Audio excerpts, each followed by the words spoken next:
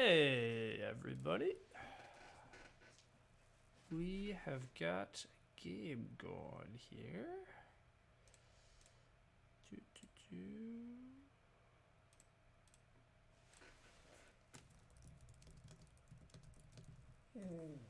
Locars, you're okay, buddy.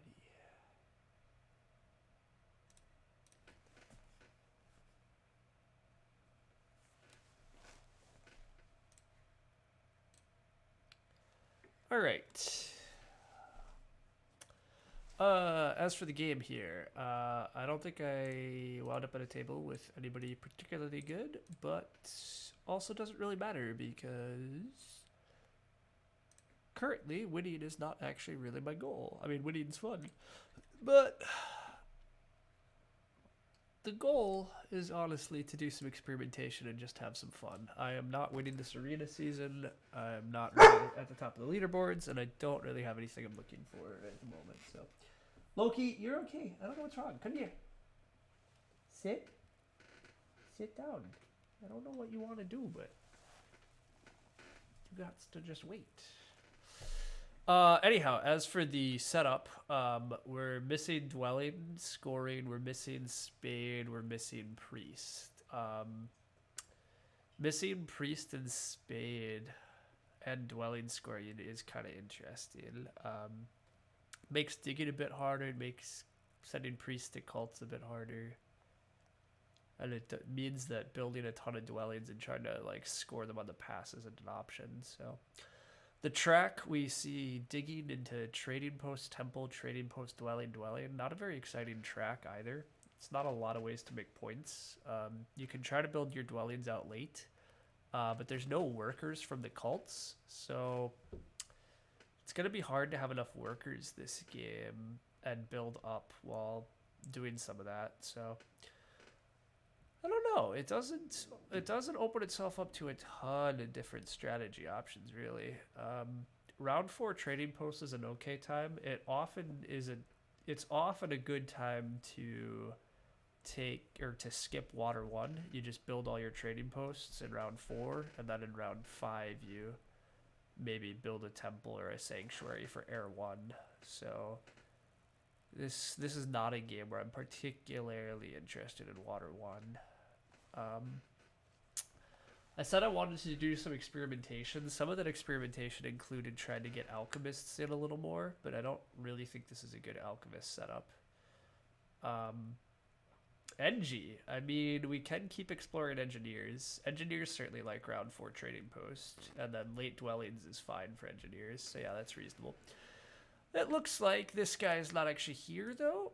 Oh, nope, he just timed out while he was thinking. Okay. Yeah, I certainly could put engineers in. I mean, I also still want a nice color wheel, so we'll see. But experimenting some more with engineers does seem totally reasonable here. Slight downside with engineers is that there is no spade, but it's okay. Engineers starting with worker power, though, and probably can get double dig. I guess it depends. Halflings and swarmlings also might just take a power tile to get double dig, though, so we'll see. No dwelling bonus, no spade, which is annoying. Otherwise looks good. It's reasonable for engineers here, although part of my problem is I want to keep playing... I want to keep trying... I want to personally try the build up and go tall engineers with bridges, but yeah, otherwise it does seem reasonable. And color-wise, it's extremely reasonable now. Throwing in engineers without color neighbors. Yeah, I mean, the only other option is to throw in a red faction, and, like, Chaos Magicians would be fine here, too, but I've played plenty of Chaos Magicians. So yeah, let's throw in engineers. That's something we could explore. It's likely to be Swarmlings, Darklings, Engineers, Halflings... Or engineers, darklings. Engineers want to start here. You maybe get a halfling's friend. Maybe a swarmling's friend. Although you don't really want swarmlings here because you'd like to get through these hexes. But yeah, actually engineers look pretty good. Giants though, it was a pretty sweet Giants track. It was a fine Giants track. I'm not sure it's that good. I guess I build dwellings a lot early with Giants usually. But I guess here you would try to just build your dwellings late, and with the color, I guess with the factions in the game, nobody's really touching your reds, so meh, would have been fine.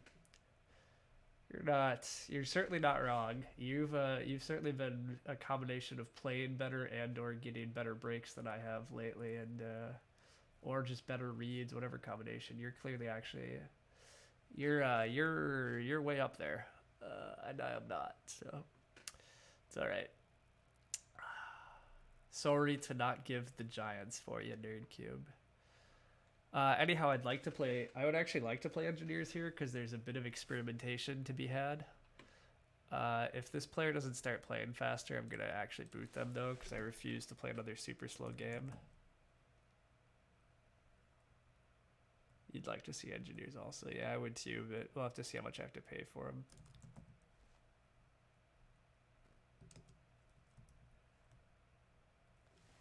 Alright. Hopefully this guy can play a bit faster.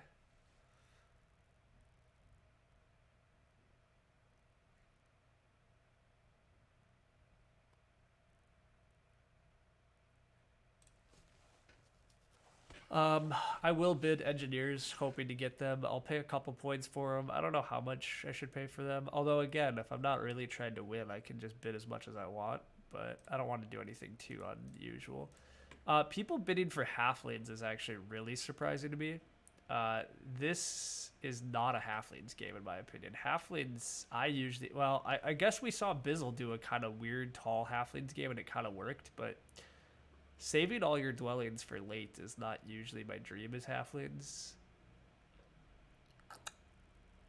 No dwelling, like, it's a weird game because normally I just want to produce a lot of dwellings, do some digging, get my towns, and nothing about this game suggests that you want to build a lot of dwellings early, but players want halflings, so whatever, they're allowed to have them.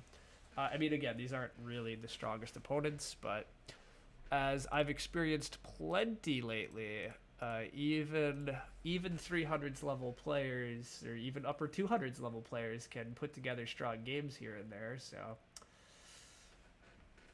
you think engineers, darklings, swarmlings, halflings? Yeah, I agree. Oh, and you even put a double arrow, which I think is important in your world.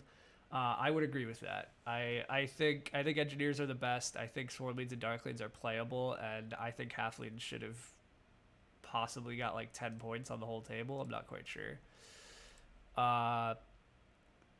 Darklings look fine here. I would probably go Earth 2 Darklings, hope I get Earth 1 and with a Sanctuary, and then maybe even get a Temple out this round and like aggressively build up and then build out later. The lack of workers is a little bit of a problem, but there are a decent number of workers on the pass, so. And if you're going to take Earth 2, actually, it looks like a pretty good Earth 2 game because it looks like you want to build up a lot early. So Earth 2 really helps with that, so I would play an Earth 2 Darklings and hope to get Earth 1. Admittedly, hoping to get Earth 1 with mediocre players is uncertain. But I don't super want to play Darklings because I know how to play Darklings and it's pretty easy and straightforward, but I enjoy Darklings and I don't necessarily mind having an easy, straightforward game if that's what it comes to be. It might not be that straightforward. The Darklings expansion here is a little iffy with Swarmlings, but you've had quite a few games lately where Swarms take E1. Yeah, I mean, people will take Earth 1 with Swarmlings. And to be fair, this isn't actually a crazy game for Swarmlings to take Earth 1 and try to go for like a network game plan. Swarmlings could try something funky like starting here and here and planning to play for network and building a lot of dwellings late off of the back of having Earth 1. I'm not sure they should try to play network against like engineers, but it's not the craziest option. I mean, honestly, are engineers actually 10 points better than Darklings here? I'm not sure, but I want to play engineers more than I want to play Darklings, and again, I'm partly here for experimentation instead of winning right now, so we'll see. You like halflings when they can start south with engineer neighbor? Interesting. I mean, I don't like hate halflings. I just don't think they're possibly worth bidding on here compared to the other options. I guess Darklings are sandwiched, so maybe I should be a little hesitant about them, but it can't be that bad. Thinking a little more about how it goes, engineers are probably taking worker power always. That means Darklings are probably taking 2 workers, halflings. If I'm halflings, I'm just taking like cult stuff, but a lot of other players probably try to go for double dig, and swarmlings might still just take power for double dig. The fight for double dig's pretty ugly. If I am swarmlings, I'm starting with a tile that I'm not thrilled about. I'm probably just starting with coins, and then I'm just gonna open stronghold into a temple probably, which means I'm not getting a lot of track points here as swarmlings. It's gonna be pretty ugly. The pass tiles are good. The cult should be pretty good. But the track is really bad for swarmlings. If you're not gonna dig in round 1, or even if you do, you're not building a temple here, so you're going to get 3 points and 3 points, and then if you're not building dwellings late, which you often aren't, that's a very low track game. That's a big concern, actually, in my opinion.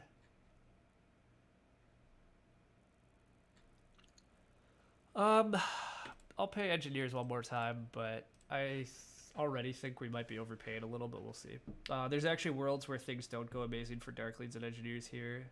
Really bad Swarmlings track. They should do well in bonus tiles and cults. Completely agree, Nerd Cube. That's definitely likely. I absolutely agree that Swarmlings should at least have good cults and good pass tiles, but that's only that is only part of their game plan. Their game plan usually is to leverage the track a bit. So it's not the end of the world, but it means they are like 10 to 15 points worse than they normally would be. Now, they're pretty good in a lot of setups though, so how do I feel here? I don't totally know. I think if I get bid off engineers, I actually probably pay 1 or 2 points on swarmlings, and then I'll finally jump to darklings. These players keep jumping back and forth on halflings still, though, too, which still kind of surprises me. I mean, the more I look at it, there are ways for both engineers and darklings to have some difficulties, but I'm just having a hard time imagining how Team Halflings has a great game. But if you get double dig as swarms, I think you could do a fine expanding swarmlings. Darklings just seem way too good if they get that center green. Yeah, so I agree. The problem here is, will Darklings get this? If Darklings get this, I agree. Life seems totally fine for them. But it's really unclear that they get that. But it's really hard for me to imagine Darklings' life going too awfully. Which is why, like, I probably will just be going to them shortly, but especially now that Swarmlings actually are getting bid down, I don't really see a good reason not to go Darklings. But and anyhow, King of Gods, in response to your, if you do go double dig as swarms, you could probably go kind of expandy. I think you're right. The only problem is, in order to go double dig swarmlings, you have to take a pass tile that's just 3 power. And I get that double dig comes with points, and so it might be the right thing, but it's just so lame to me to take just a power tile just so you can burn down to 6 power tokens just so you can double dig. Like, meh, fine. I mean, to be fair, one thing, if you do want to go for the expandy game plan, you actually can delay your temple as swarmlings until round 3. You could open stronghold, trading post, 2 dwellings. In the next round, you maybe even build another dwelling or 2, depending on how things go. At the very least, you just upgrade to a trading post and you delay the temple. That's a little more points, at least. But at this point, I probably am just playing Darklings. Admittedly, if Swarmlings does go for an expanding game plan and they take Earth 1, and if they're going expansion-y, it could mean that my expansion gets really ugly.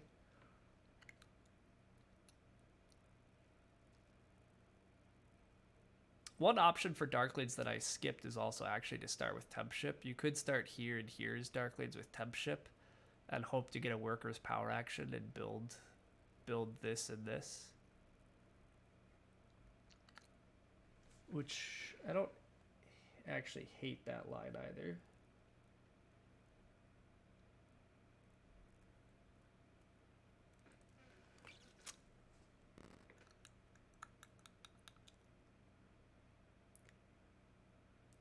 Don't overthink it here. All right, fair enough, Nerd Cube. Let's not overthink it. Let's just have fun and play a game. Which is honestly what I need to do with Terra Mystica a bit more right now. I think I do just need to have fun, just play games and see where it's at. I'm not in the right spot to be trying to grind and be the best player right now. And I'm not winning this arena season unless I played a stupid number of games, which I'm not going to. So, hey, Ghostly, evening. Anyhow, one dwelling goes here as Darklings, and then I usually put the other dwelling here and temp ship up into this stuff. The slight problem with that is I'm not really going to have neighbors up here, but losing all these hexes, especially if Swarmlings decides to go temp shipping early, is never really my friend. So the TM roller coaster hits us all. It does at times, and that's fine. I've been on a bit of a rough streak. It's a slight combination of playing poorly. It's a bit of a combination of getting bad breaks. And that happens. But then, yeah, the problem is if you focus on that too much, then it no longer becomes fun, and then it's just frustrating, and you overthink things, and it's not how you get back to being good. So you got to go back to a series of just having fun. Swarmlings starting here is fine. It actually could be great news if Swarmlings decides not to start in the center. So yeah, we'll see how that plays out. You mean more the emotional one? That's when I try and get back to basics. Yeah, that's fair. So the greedy play here is to like start here.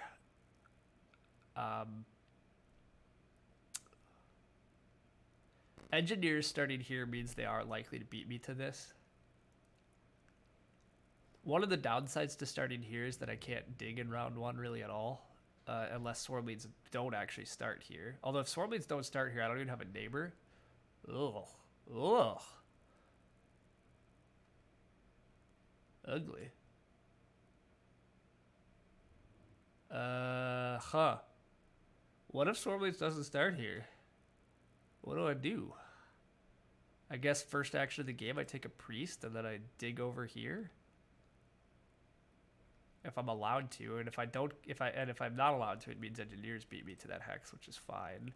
I'm not going to get a lot of early leech then.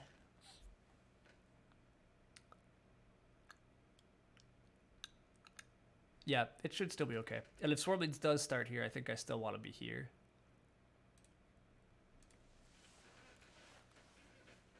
You've seen Darklings do not as badly as you expect by starting on E7. That's this thing. Yeah, I mean, that's true. I could start E7 here actually too. I don't think that's that bad of an idea. Especially if you actually get to bust through this region fast enough. I mean, you can later like two ship into these guys. Like, there's actually is a lot of decent Darklings territory right in this area. This hex leaves me just a little concerned though, and if you lose this, that feels rough. Although I guess you maybe still can loop around. But I'm content with this. Engines will take the blue though, probably. Swarmlings do still start in the center, so that's fine. I kind of am expecting to just have an abandoned stronghold or sanctuary game is the most likely outcome here, and that's okay. I do want to get greedy and just go Earth 2 into what I hope to be Earth 1. If it's not into Earth 1, I can Sanctuary Fire 1 and then still go for a Temple for Water 1 in this round and just do a lot of build up on the back of Earth 2 Fire 1. Halflings does take Temp Ship, which I think is a bit greedy. Especially if Swarmlings still wants double dig. There's a chance that engineers actually might get spade blocked here, because if Swarmlings does take this tile just so they can open double dig, halflings are pretty compelled to single dig like this hex, and then engineers might not get any spades, which does feel bad. It's probably not the end of the world, but it's... Well, yeah, I mean, engineers always have the option here of just opening Earth 2, Earth 1 with 2 temples, which is quite strong. And then they probably get digs next round. So it shouldn't go that badly for them, but we'll see. One option for me in the opening is to take another priest here and then use my priest for digging. Although when the Earth Cult coin is in round 1, I really love to send my first priest to the Earth track. But I probably like cult income a bit too much. But turning a priest into 5 coins and some power is really good. You're just getting your sanctuary here for Earth 1, Earth 2, right? Am I just getting my sanctuary here? I mean, I don't know if I'm getting enough leech. If I get enough leech, that's what I'm doing. But do I beat them to E4 then? Yeah, so the thing is, if I take the priest line, I can double dig onto E4, which is also an option, but I don't think that's ever what I'm going to be doing, because, yeah. Swarmlings are taking the double dig route. Swarmlings does have to upgrade next to me after I upgrade first, so I am getting a good amount of leech. But is it enough? Yeah, actually it is enough. I can just open Sanctuary for Earth 1, Earth 2. And I get the Priest to the Earth track if I do that. Feels pretty good.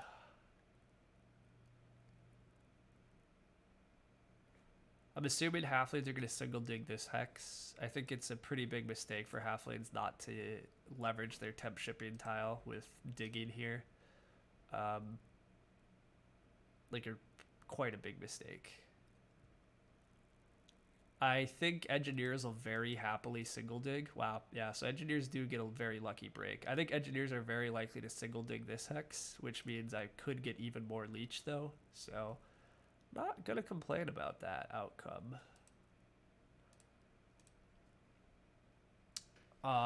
But yeah, I would if I'm engineers, I'm single digging right here. Getting to open 2 temples and a dwelling is a really nice opening. And I'd be worried about getting spade blocked if I don't just take a spade while I can in a game that's doesn't have passing spades. So, but we'll see what they do. And they do just take that hex. Makes a lot of sense. If they choose to upgrade next to me, that would be amazing. Oh, they're not even going to build on it, though, because they're one of those ridiculous players. Okay, fair enough. So this is classic mistake. Not building this is just so wrong. I get that you get 2 points when you take Earth 1, and so like by delaying, they're gonna get 2 more points because of Earth 1, but they're gonna lose out on, a couple more leech, which is clearly just worth it. And they're missing out on tempo into round 2, and in round 2 they're gonna want double dig, but they're not gonna have tempo on power actions or priest actions because of this. So like it's almost always a mistake in my opinion to delay. But anyhow, doing some thoughts here. If I am going to open Sanctuary, I do need to take a Workers action. If I'm opening Sanctuary, I love to take the Workers action and the Coins action. Is there any chance Halflings takes a Worker action just so they can hard dig? I don't know the answer.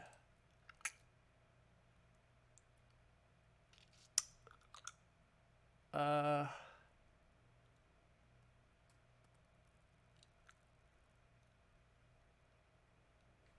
gonna delay worrying about it and just send Priest to Earth.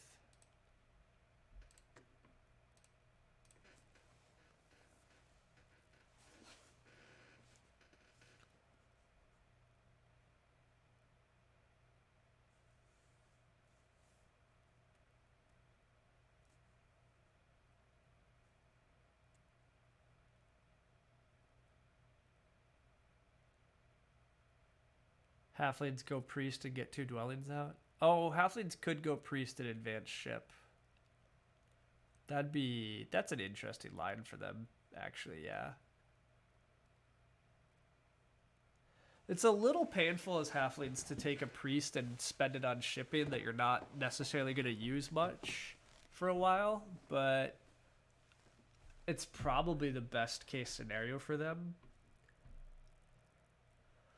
But yeah, if Halflings does that, he wants the coins. I mean, to be fair, I don't think I'm getting enough leech to take the workers and the coins. And annoyingly, engineers is gonna feed Halfling. Like, I don't know why you wouldn't do your first temple here. Like, giving Halflings more power immediately is almost like it's definitely wrong. But whatever. Are they not the very good player? Like, they're definitely making a lot of small errors. So they're not that bad, but they're still making a lot of small errors.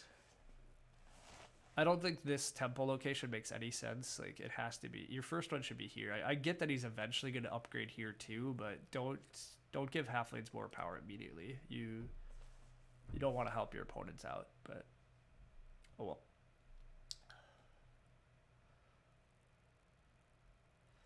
Hey, welcome. So Swarmlings built a dwelling. That's fine. They're still gonna build their stronghold in a sec. I am likely supposed to just take the workers last action, but okay, Halflings does take the priest. It's pretty suggestive of what they're doing. They're pretty likely to take coins, but it's not guaranteed.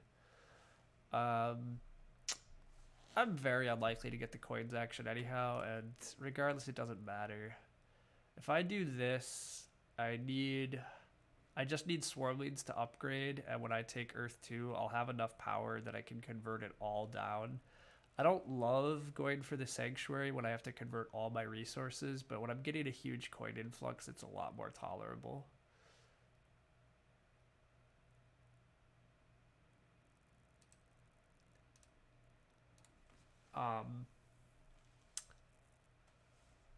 But basically, yeah, like I don't, as Darklings, I don't usually stretch super hard to go Sanctuary on round one unless I can get the workers and the coins, because the problem is I'm about to convert 3 power to 3 coins this round, which is quite a bit worse, obviously, than converting 4 power into 7 coins.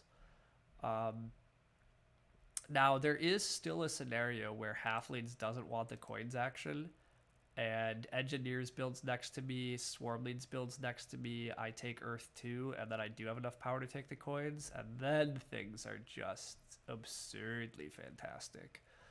Like, so good. But regardless, it's going to be pretty good here because I'll have a big, I have a bunch of coins coming in. So the reason I don't like stretching for the Sanctuary in some situations is because you wind up having like no power and barely any coins, and so your round 2 can be really underwhelming. But here it's still going to be pretty good. If I could get on the temp ship for next round, things would be really good. But Halflings does advance ship, doesn't take the coins yet. So depending on what engineers do next, I actually could still get the coins action, and then I will be laughing.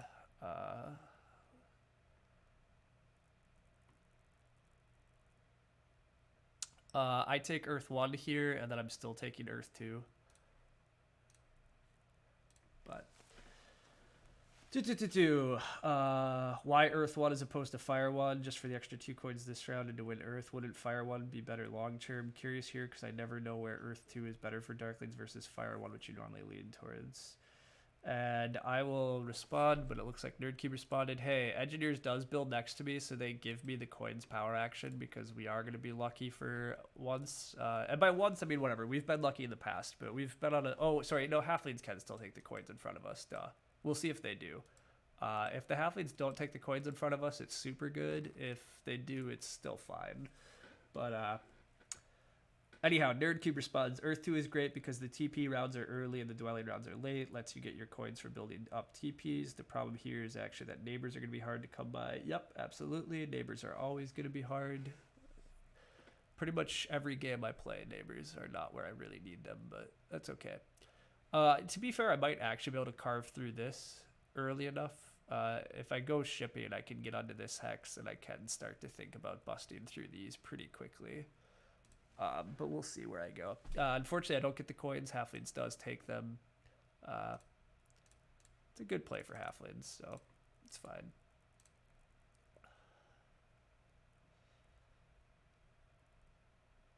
Anyhow, broadly, I tend to take Earth 2 in most games where they come with the coins.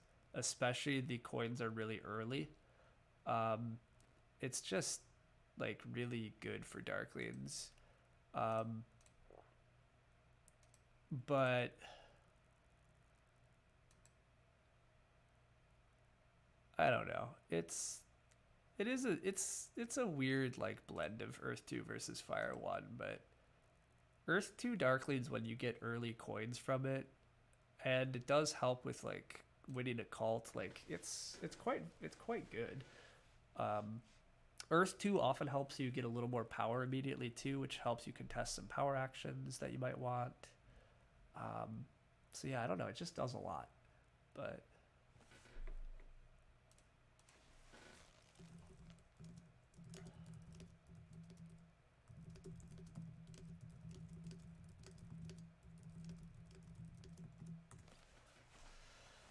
unfortunately, there's no way I'm getting temp shipping here as much as I would love it. Swarmlings are going to pass, and then I guess I just pass and I take some coins tiles as well here, it looks like. And then my next round is probably just advance ship and build 2 dwellings up in here. We'll see.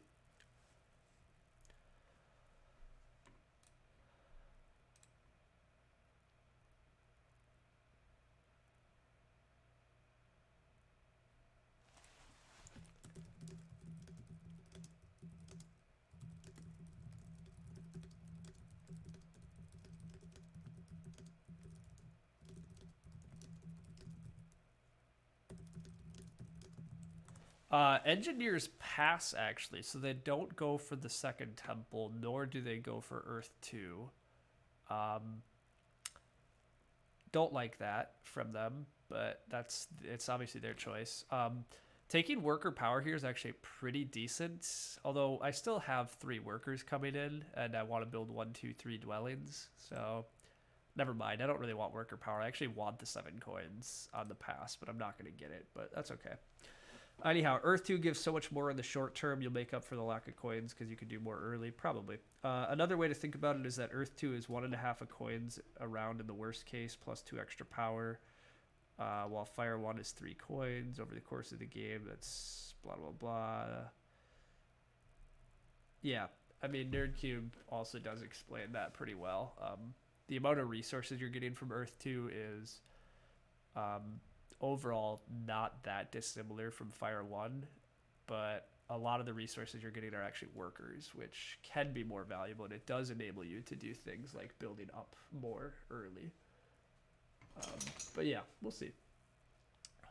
I just think it was definitely Earth. It was almost certainly an Earth 2 game plan here over Fire 1. There's really no doubt in my mind. Swarmlings are passing. I hope that I can pass for 7 coins actually, but if I can't, I'll have to think about it. I mean, I think Swarmlings should take 7 coins here, but maybe they want to try to take... they do go for the trading post tile. Yeah, so I get a pass for 7 coins, which is quite good. Like, really good, actually.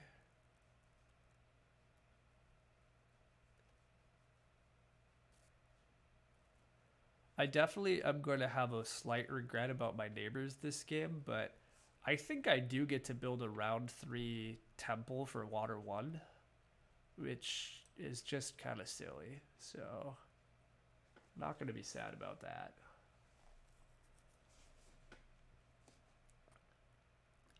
I'm going to be a little sad about not sending a priest to water next round, just because it pays off nicely, but passing for 7 coins here feels fantastic.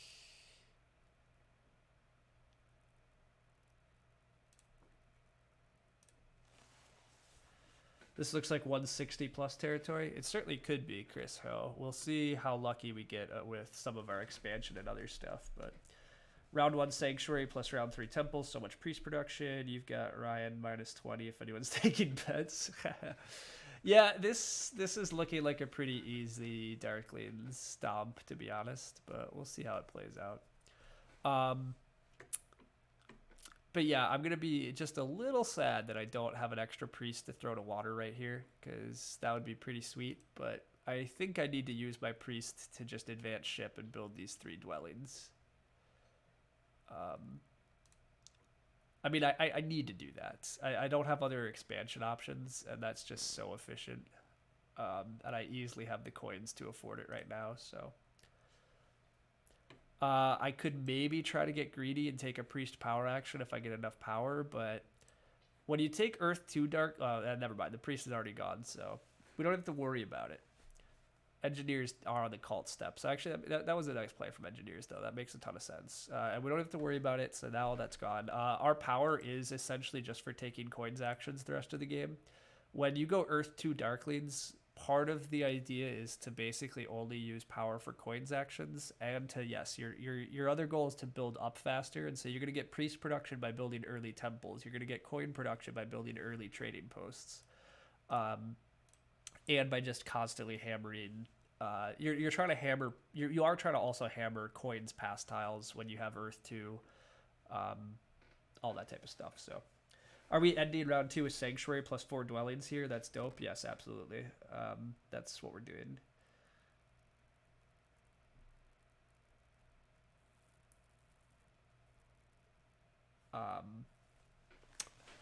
We're ending with Sanctuary 4 dwellings and the Priest to Earth. That still is giving us decent... It's going to give us at least... It should give us at least 4 points, you would think, on Earth by the end of the game. And it's going to pay out some more coins upcoming still, too. So, looks fine. This player is still quite slow, and they should not queue for fast games. But they're making it, at least, I guess. It does look like they're planning to delay their temple for next round, and that's why they took the TP tile. So I think that makes enough sense for them. So that's cool. I will say the coins are going to run out pretty quickly here after I advance ship and build some dwellings. So I really am hoping for that coins power action. I just don't know when I'm actually going to get leech. Because I'm not actually, like, engineers will eventually build next to me, or halflings will. But, yeah. But, we'll see. If I somehow could pass back onto this tile at the end of this round, that would make me pretty happy, but I think that's very unlikely.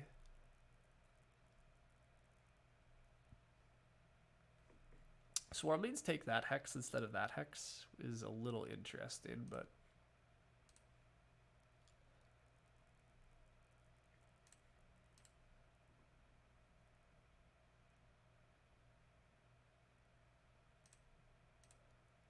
E2 is his in almost all cases, so he should.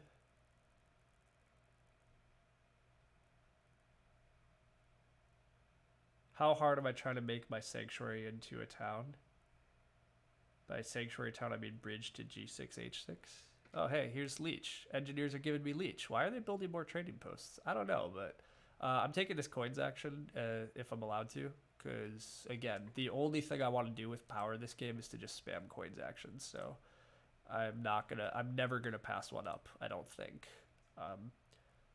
This is a dream. This is pretty dreamy. I agree. It's been a little while. Anyhow, yeah, the sanctuary town is right here. For the record, this is what people are talking about. This is how I would town. I could try to town through here is an option as well, but this is probably just easier because I have to fight engineers for this hex. Not that engineers are doing at all good about expanding, but anyhow, there's some coins. There we go.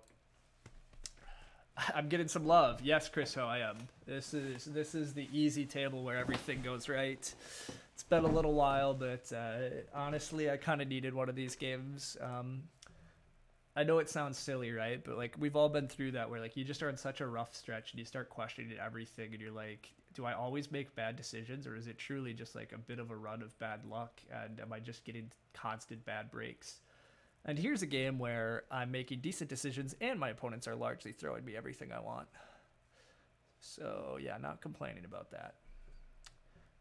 Odds have moved to, yeah. This opening is broken, yeah. You've been on a brutal run. Yeah, and that's fair. Like I've been on a pretty rough run. I mean, my elo is like 530 or something. Like, it's down. Yeah, it is not probably where it should be, but I mean, it's a little bit of me playing a little sloppy, but it's also a little bit of me just being on a bad run, but that's okay.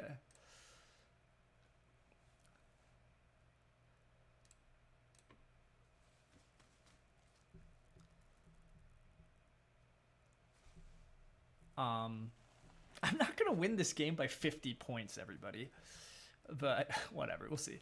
Swarmlings actually have done some really nice things here. Passing back onto the big building tile is quite nice. It looks like Swarmlings should be able to go Temple and probably Sanctuary next round, assuming they open with a coins action at the start of next round, which is presumably what's happening. So yeah. The only slight issue here is that I really want to build a temple next round, but I don't currently have a neighbor. It looks like I probably will dig here. And yeah, I'll probably dig here and build the temple here. I mean, it's going to flood engineers with power, which is a little bit of a concern, but engineers has done the most questionable things at this game, in my opinion. My other opponents are in reasonable spots. Like, halflings have a temple, a trading post, and 4 dwellings. Swarmlings have chose a pretty nice route to getting points and setting up for, like, events. Engineers don't really like what they've done. I can get 3 power and 3 points, or just 4 coins and a cult step. It's probably just more coins. Yeah, I don't see a good reason for it not to just be more coins here.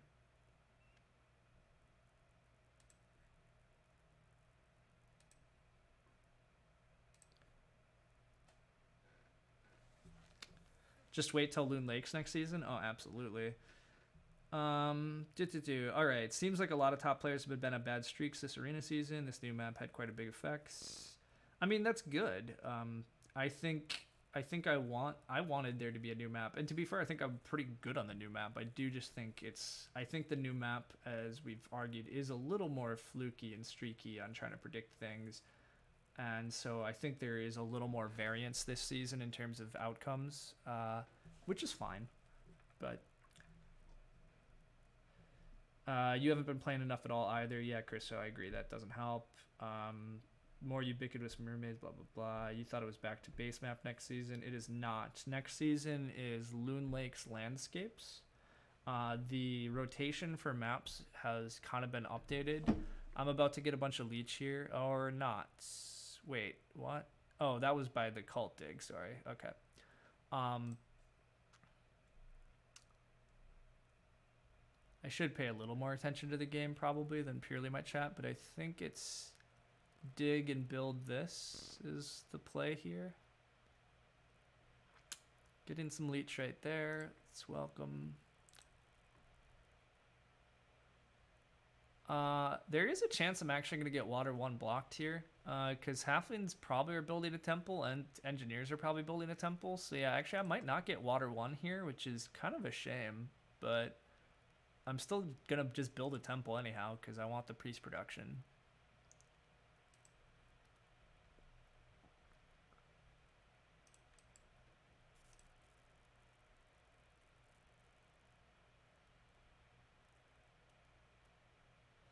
But anyhow, the rotation for arena in the future is essentially what's going to happen is we have base map every 3rd season. So we're going to see rotations of alternate map, base map, alternate map, base map will be the cycle. The alternate maps are going to go through a rotation of fjords, lakes, revised, and fire and ice. So we'll see all 4 other maps on a rotation. So the full cycle will see every map played once and base map played twice. And then landscapes are going to switch on and off. So it's a pretty good rotation that sees a little bit of everything. Swarmlings decides to double dig this, which means they didn't go for the sanctuary line, which is just wrong. But that's because mediocre Swarmlings players don't really know what they should be doing. So whatever, that's fine. The bigger issue is it does look like he's probably going to be trying to get one of these red hexes. So this hex, where I thought it was under no threat, Swarmlings might actually try to triple dig it someday, but whatever. I can't do anything about that.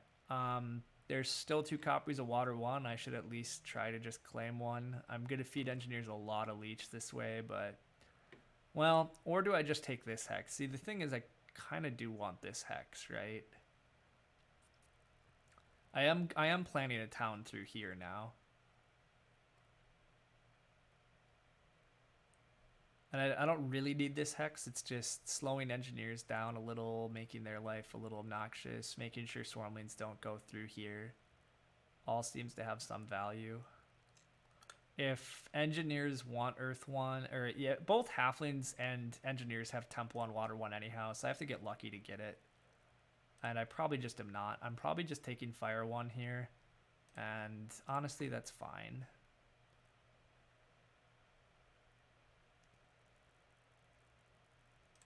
But we can revise, if I don't get Water 1, I do think we can revise the estimates of how much I'm going to win by. But I'm getting Water 1 blocked, blah, blah, blah. Not a fan of engineers delaying second temple to round 3. I'm not a fan of it either, but it's fine. Not necessarily a bad thing from NerdCube. It's just interesting how different the top players look from a few months ago. Completely agreed. The latter is definitely interesting.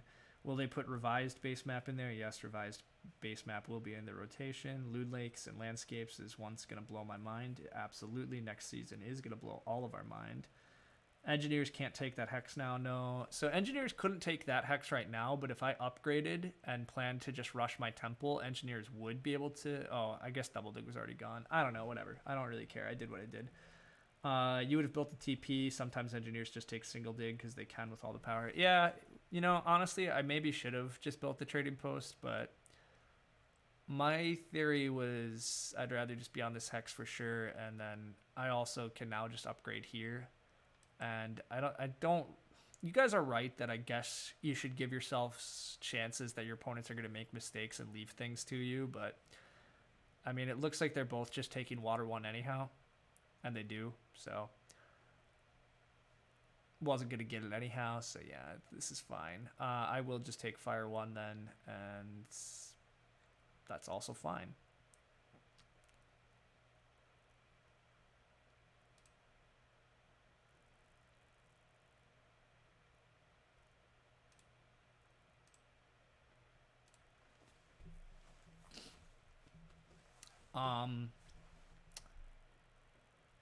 I am really using up all my coins pretty efficiently every turn, which is not shocking by any means.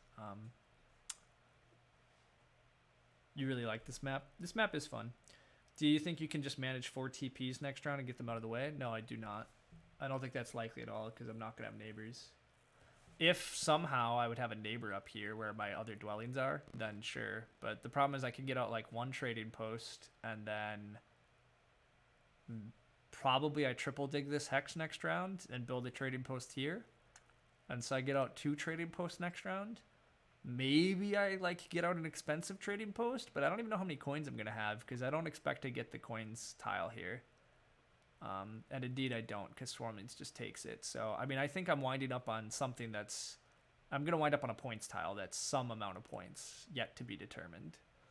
I mean, I think the trading post tile, the big building tile, and the ship tile are all about the same number of points. I want to triple dig this, by the way, because one of the big advantages to triple digging this is not only do I have a town slot lined up, it's I now connect on only 1 ship if I take this. And connecting on 1 ship is pretty lovely because it means all my priest production doesn't have to go to paying for shipping, and it can instead go for can just go into digs. So I mean I already have nice points, and if I just keep digging a lot, that's a lot of points too. Sorry, I said I was going to take Fire 1, but I should think about it just for a sec. Water 2 is a fancy and dumb line, yep. Yeah, just taking coins here is fine. It's a little underwhelming, but Water 1 was certainly better, but Fire 1 is 9 coins, some amount of points. I don't really care what I pass for here, so I may as well take this cult step. I probably just go up Earth because it gives me a better chance to just outright win the Earth track, and there's really no cult rewards I'm angling for in the future. Maybe Air 1. Air 1 actually wouldn't have been wild either, you're right. I could have just already built Air 1. Would that have been right? It could have been right. It could have been right to just go air 1. Oh, Engineers loops around already. So Engineers is trying to beat me to this. Well, that's annoying. I might have to triple dig this next round. Which actually, triple digging this is not a problem, though, because then I have a lot of trading posts. Although Engineers is just going to single dig that right now, aren't they? Oof, drats. I'm not even going to get a town through here, because, yeah, I've missed. Engineers are going to just secure this hex. Ugh, that's a little ugly. I'm going to wind up building this up. Although I guess maybe I bridge town. Maybe I do wind up bridging to here through here. I might need 2 bridges, though, then. Ugh. Ugh.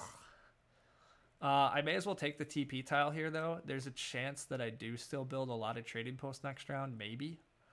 I don't know exactly how that's going to look, but if I expect Engineers to take this, I probably should convert a power to a coin here and open myself up to Leech. I think it's pretty likely Engineers... Well, Engineers don't really need this to connect, though, so maybe I'm over... I mean, they want this for a town space, but they might not be valuing this that much.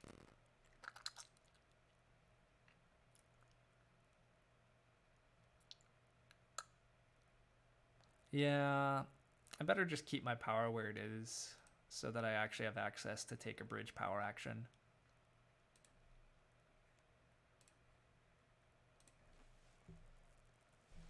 Think you beat him anyway, bridge 2 times, just what I said. Yeah, that's fair. I mean, bridging 2 times is not completely trivial.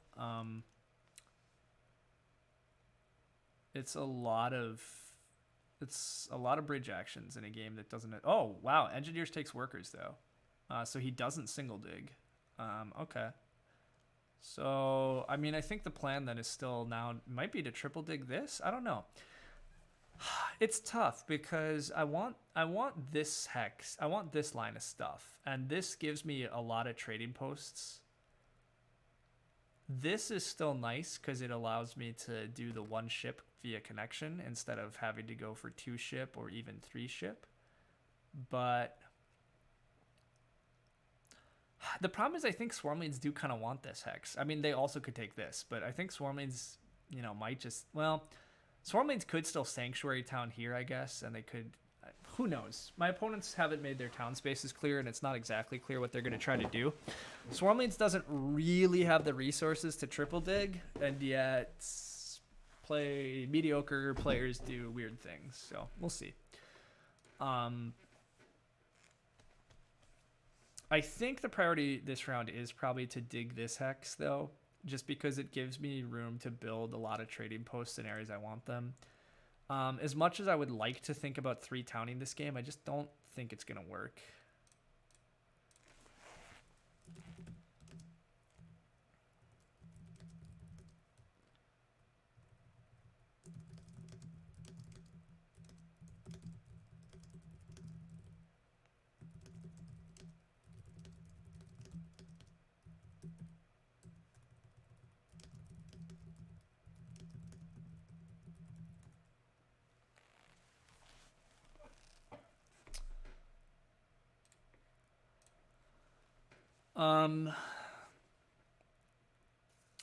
This power could be for a bridge, but I don't really want a bridge this round. It might need to be for coins. I would like to end this round with 3 trading posts on the board, which I think looks like I just triple dig, build these 2, and build 3 trading posts, which means I need 4 more coins than I have. So I need at least 1 leech, which I'm pretty likely to get at least 1 leech. We'll see. You still got me for 3 towns. Interesting. I mean, I could, but so the tricky part about 3 towning is I possibly need more bridges and or I need to not overbuild this town. But I'm very tempted to just build 3 trading posts here because I'll have neighbors. But that means I'm going to overbuild this town. And if I'm overbuilding this town, getting 3 towns is... Meh.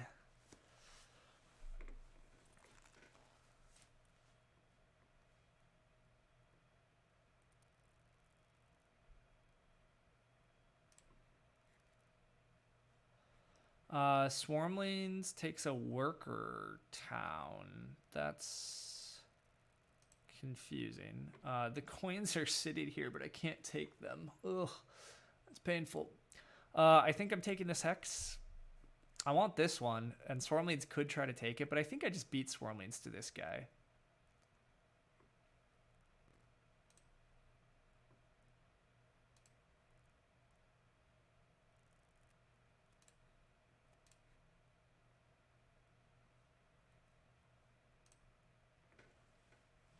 Overbuilding the town is probably worth it over like a coin town and expensive TP or something. Yeah, I think so too. I think just going for 2 towns is fine because it allows me to just build more trading posts this round, and I have trading posts. It's all good.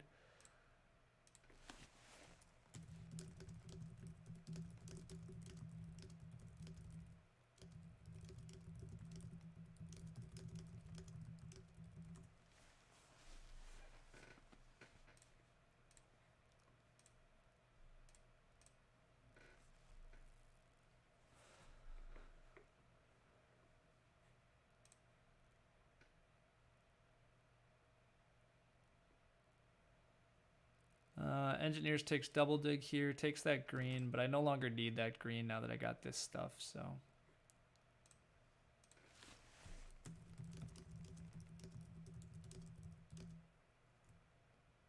How are we doing today? We're doing pretty well. We wound up playing a kind of boring Darklings game, but I mean, we got to at least go round 1 Sanctuary, and we got around 3 Temples, so I don't know, we're doing, it maybe isn't the most boring Darklings game. And hey, we're at least largely getting things that we want, so. The only thing that could be going even better right now is somehow this coins action is still here because these guys can't take it or don't want to burn for it, and I just need somebody to give me a power. Nobody's giving me a power yet, which makes sense, but oh boy if I just got a power from somebody.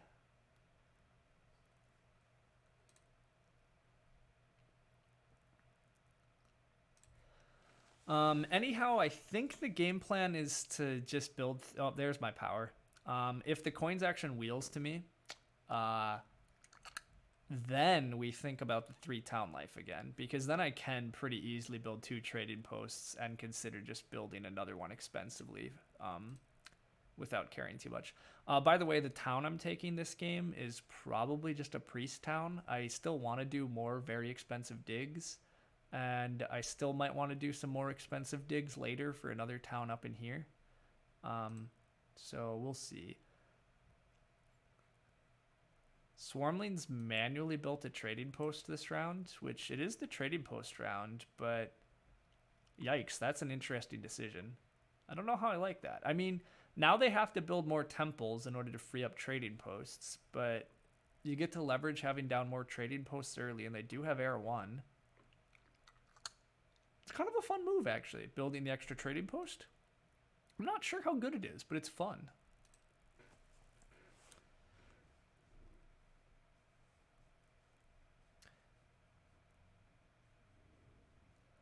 Hey, the coins came back because we're a lucky son of a gun.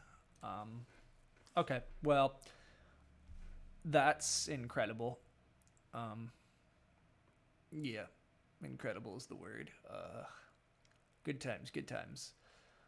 Yeah, the game plan looks like just build 2 trading posts and then probably build 1 expensively. I probably build it expensively here. It's not actually clear to me I'm getting this town yet as much as I want this town. And I probably can carve a town up through these hexes at some point this game. So...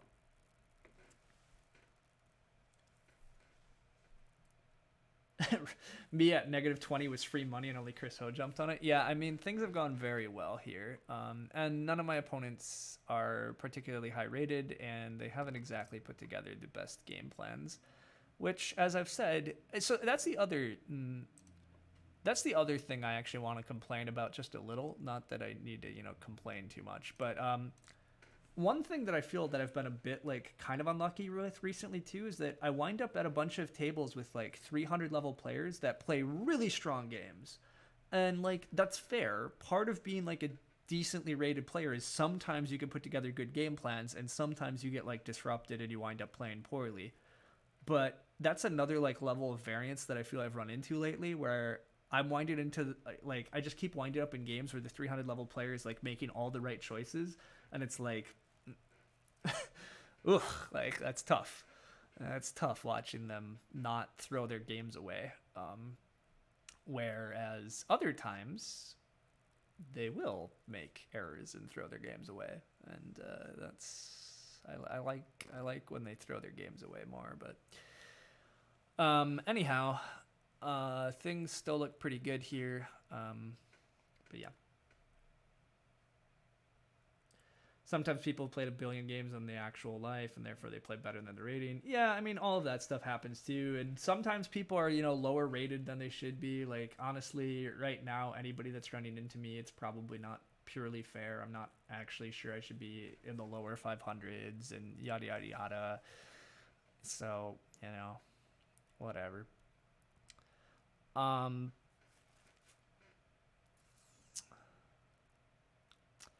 Yeah, I just take a priest town, right? I just need priests this game. I mean, my coin economy is about to be pretty crazy. I'm going to produce 9 coins around. I have plenty of workers. I mean, I might just go for another temple for Air 1 next round. I don't know yet. I have options is clearly where we're at. I guess trading post. It doesn't matter where I put this trading post.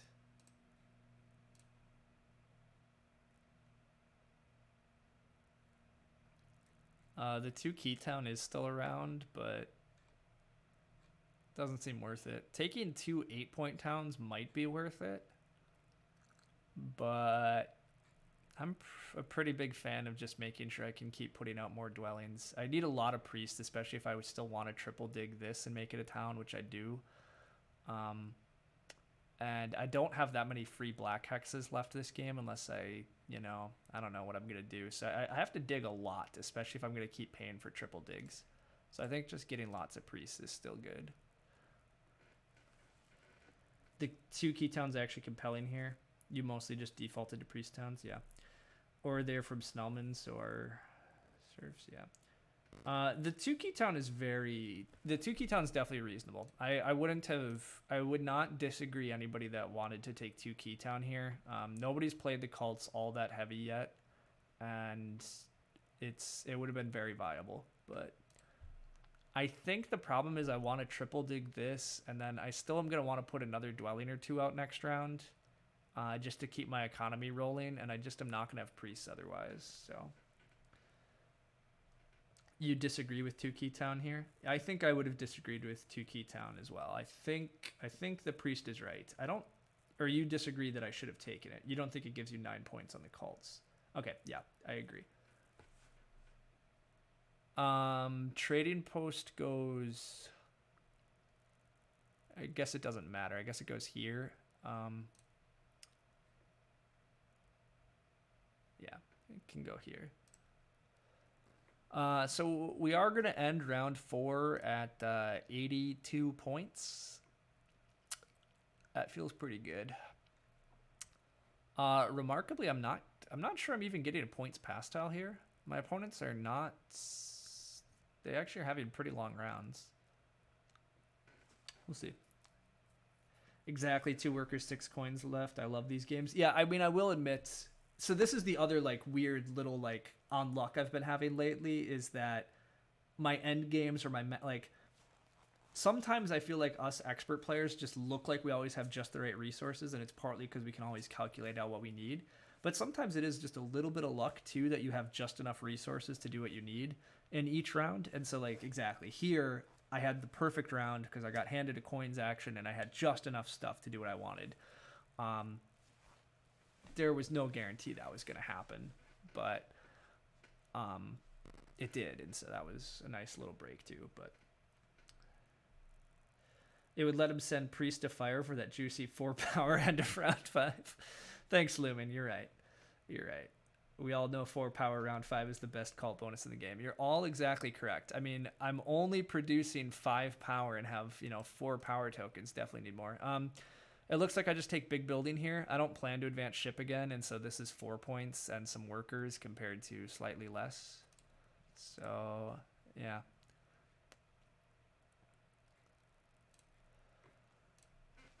Things still are looking pretty good. The only trick now is if swarmlings are trying to take this hex, because I still do want a 3 town here by towning here with a bridge and building enough stuff here. It'll mean taking a temple for fire too, but that's fine. Ooh, who is that? That is Swarmlings turning it gray, and they are first. Okay, Swarmlings is unfortunately going to take this hex, so maybe I should have thought about this ship advance tile some more, because it does look like I'm going to have to pay for shipping, because Swarmlings are going to double dig this, which I have repeatedly said was a threat, so it's a bit unfortunate. But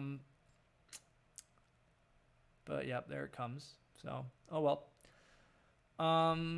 I am going to have to ship 3 this game now, probably, or at least ship 2 and take this hex. So I don't love that, but oh well.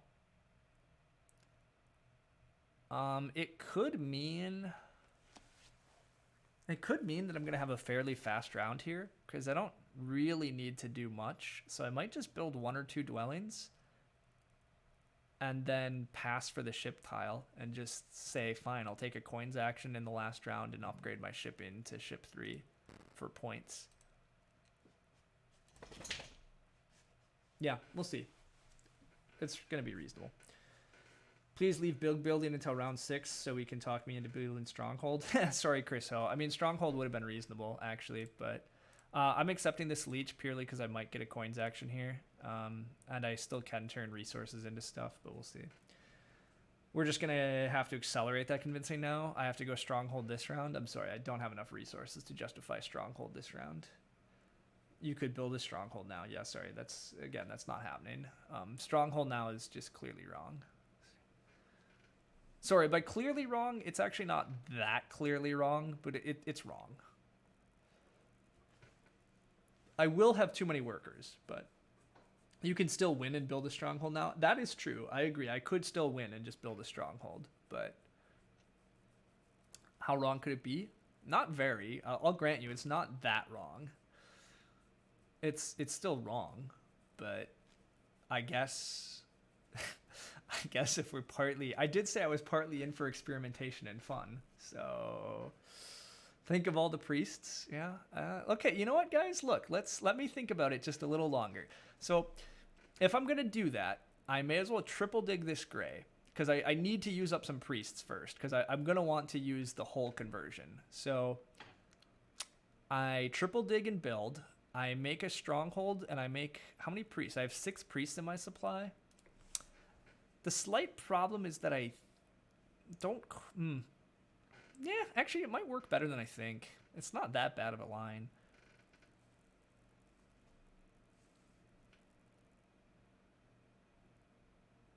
It's a bit ridiculous and it's a bit dumb, but it's fun. It's not that bad.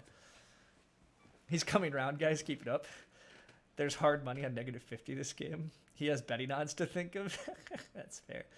Sometimes when you're streaming, you're supposed to just go for the fun. Is that what you guys are going to convince me? You just have to bow to the whims of the viewers? It could be. Angie's about to shit on our biscuits and take the coins. I mean, if I get the coins here, it's dumb, right? There's no way I should be allowed to have the coins. Although, to be fair, I guess engineers don't need the coins. Maybe engineers do need bridges and spades more. I don't know. Wow, yeah, they take the spade. They care about that hex more, which is fair enough. Okay, we get coins. That's crazy. What about triple digging south of Sanctuary? Hurt engineers and maybe make a town? Oh, I see. I could try to still town through here. I don't know about that plan. Coins equals stronghold. So the coins does make the stronghold line a lot more viable.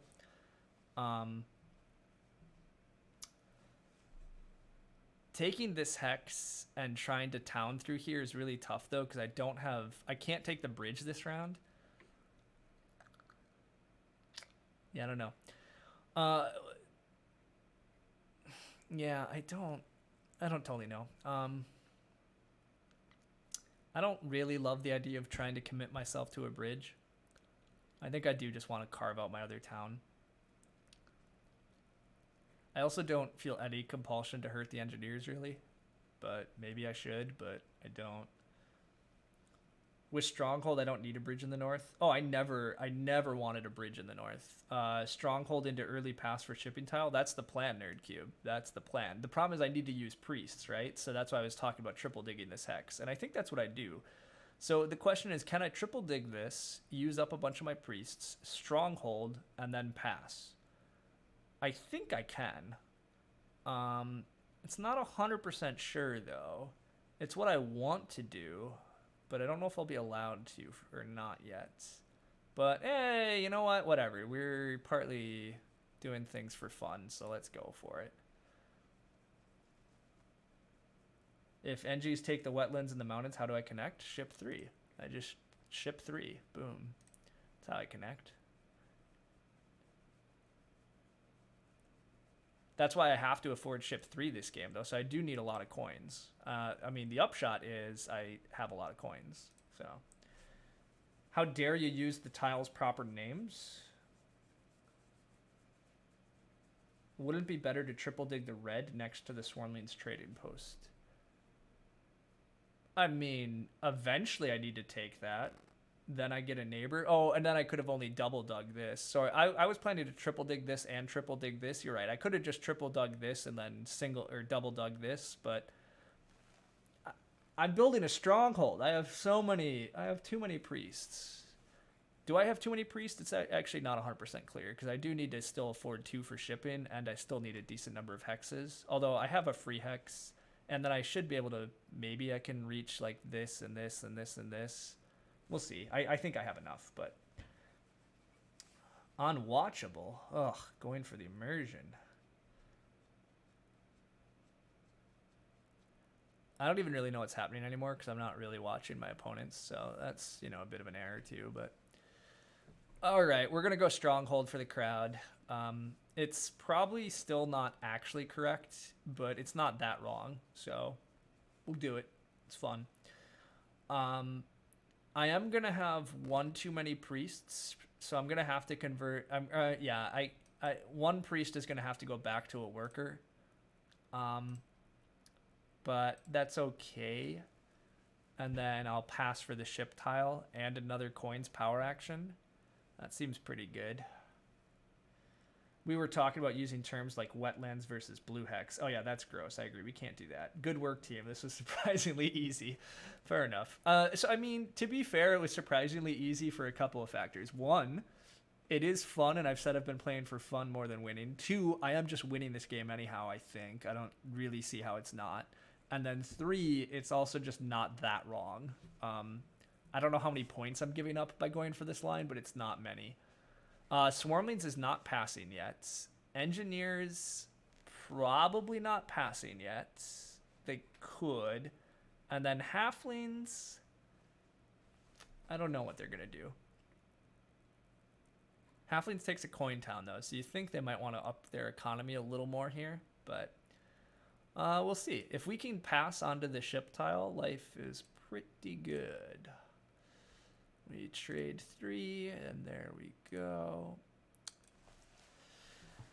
You've been asking him to build engineer stronghold super early for a while, so I'm glad. I mean, to be fair, Chris Ho, I do want to like get to play a tall engineer game. I don't really know if I know how to play them that well, but I think there's a lot of potential there that's like kind of unexplored because we're so used to base map and getting to do other stuff. So I don't know. Also, wow, I really don't do enough with Twitch, but thanks all the people that have followed over the last couple minutes. It looks like O Patrol, CN Bost, and Mary something have all followed very recently, so that's cool. I don't know if people came over here from something. I don't know what it was, but welcome all. Thanks. Loki, why are you crazy today? You're driving me nuts. Yeah, you don't have to growl in the background. You don't. Hi.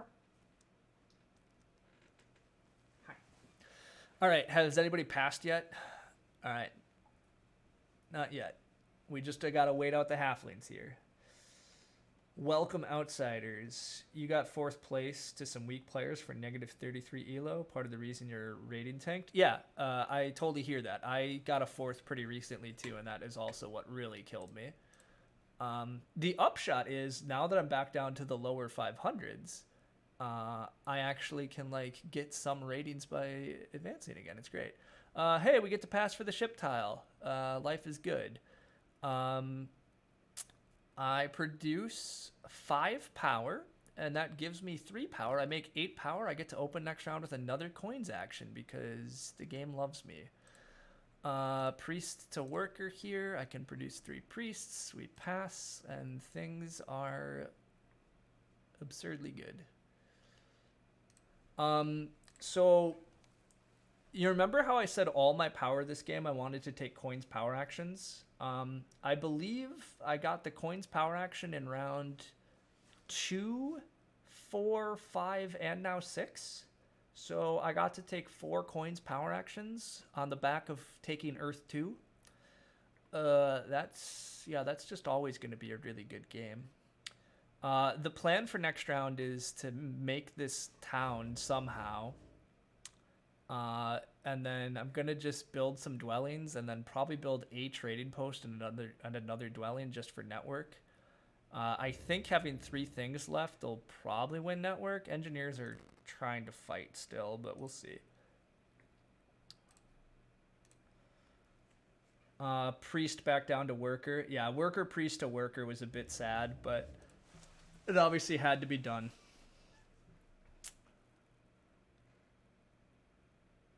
You're one of the top few board game streams right now. TM is catching on. Yeah, that's sweet. I mean, I have way more followers than I would have thought, to be honest. I'm just streaming during a random Wednesday afternoon, and we have like 40-ish people right now, which is pretty fun. But yeah, all these coins, but it was the stronghold that won it. Correct. You are absolutely right, Gren. The stronghold is the winning line. It has nothing to do with the fact that we've got 4 coins actions as Darklings that went Earth 2. Nothing about that at all. Nor does it have anything to do with the fact that we've been hitting the pass tiles really well for the last couple rounds. None of that. You don't think any of these players is passing? Probably not, but I don't trust anybody, so I probably could have advanced ship and then still passed and saved the priest, but eh. Alright, anyhow, I gotta pay attention to my dog for a sec because he's driving me nuts. Hey, come on.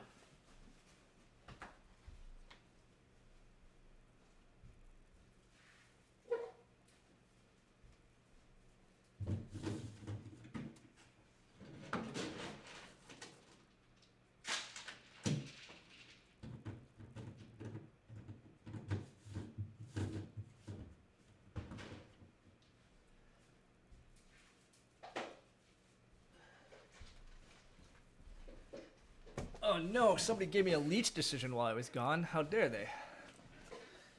Someone declined for me. Yeah, you're right. Do we have enough coins to still make 2 towns? We'll see. You think I do? I'll think about it. Engie going for a solid 3 sanctuary town strat. You're trying to click it. Thanks, Weber. So the 3 town plan involves building a dwelling here and dwellings here and here, and then making expensive trading posts and then temple for fire 2. So that's 1, 2, 3, 4, 5, 6, 7, 8, 9 workers.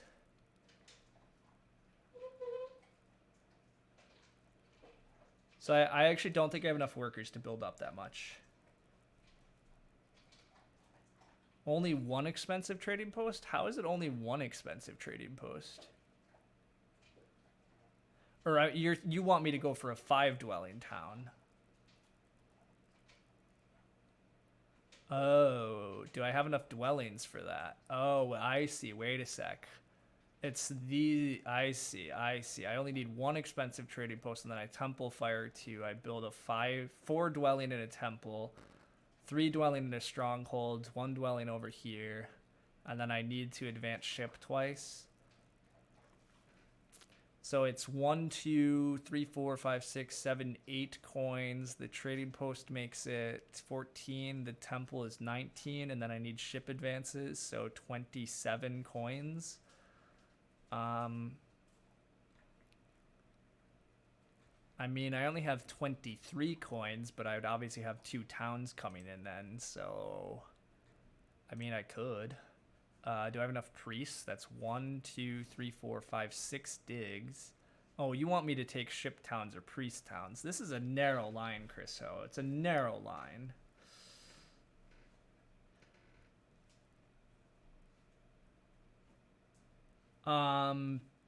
Hey, wow, S-Check. Thanks so much for the Prime sub. That's awesome. Well done. Coin Town, the viewers demand it. Stronghold into Triple Town. Well, you guys can't demand everything. Narrower the better. Now get on with it. Won your first Eco Witches game thanks to my stream. Well, we'd love to hear that. Economy Witches is the life. Ugh. I need to just play more of that. I will never get sick of playing stupid amounts of Economy Witches. That just makes me happy. That's like half of the reason I haven't been doing well. I let the chat convince me they need to see more things than Economy Witches, and then I started losing and not having as much fun. We figured out part of the problem, everybody. I need to just play more dumb Economy Witches games. That is what would make me truly happy. Anyhow, I don't think I'm going to go for the Triple Town plan, but we'll see. Needed 8 workers, 31 coins, 9 priests. Well, thanks, Weber. I don't think it needs 9 priests, though, right? Just 8 priests. It should only be 8. Because it requires 1, 2, 3, 4, 5, 6 digs, and then I already have ship 1, in case you forgot that. Oh, yeah, you also went for 31 coins. I think you forgot I already had 1 shipping. So I think, Weber, that you have an extra priest and an extra 4 coins in the cost, which is why it's actually totally attainable. I absolutely could afford Chris Ho's 3-town line. The reason I'm not going to go for it is because it requires narrow options on the towns, and I could get blocked, and then I don't know. I don't really want to risk that, but he's talking himself into it now. Oh, no, I'm not really. Well, okay, here's what I'll do for you. Okay, you know what? I'm not going to give up on it yet. I will very slowly build toward it this round. Very slowly build toward it. I will not commit myself either way, because I don't have to commit myself yet.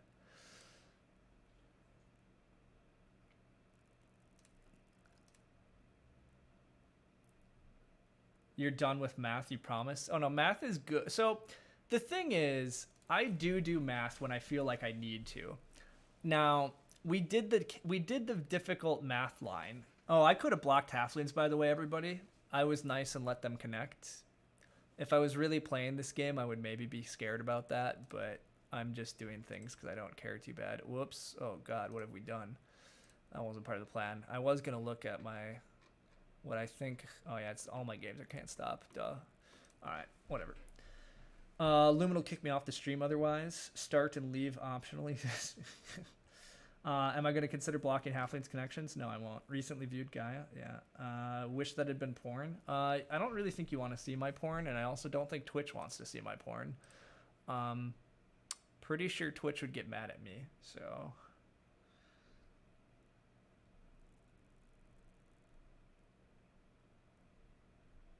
Anyhow, as for blocking halflings connection, no, I wasn't going to do it because I let Chris Ho and others talk me into silly dream of big town plans. Admittedly, Engineers is probably coming here. So, you know, the whole 3-town thing is a lot more achievable then, too. Because then I actually don't even need more coins.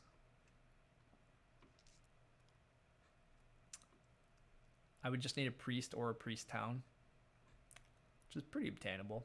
How many towns are left? I haven't been paying enough attention.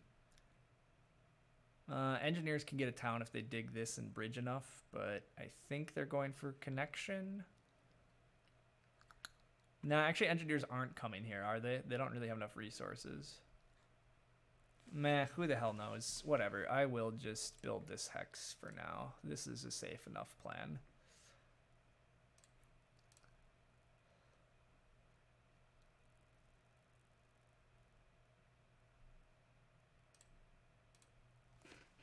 Should we put this to a vote? This stream is democracy. Gaia Project almost porn for me.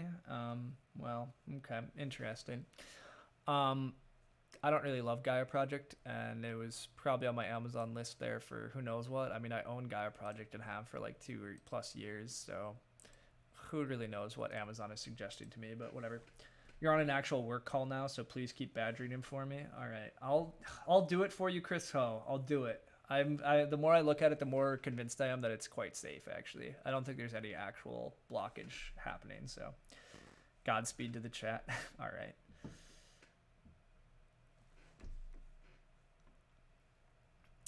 Halflings are just doing good things about connecting.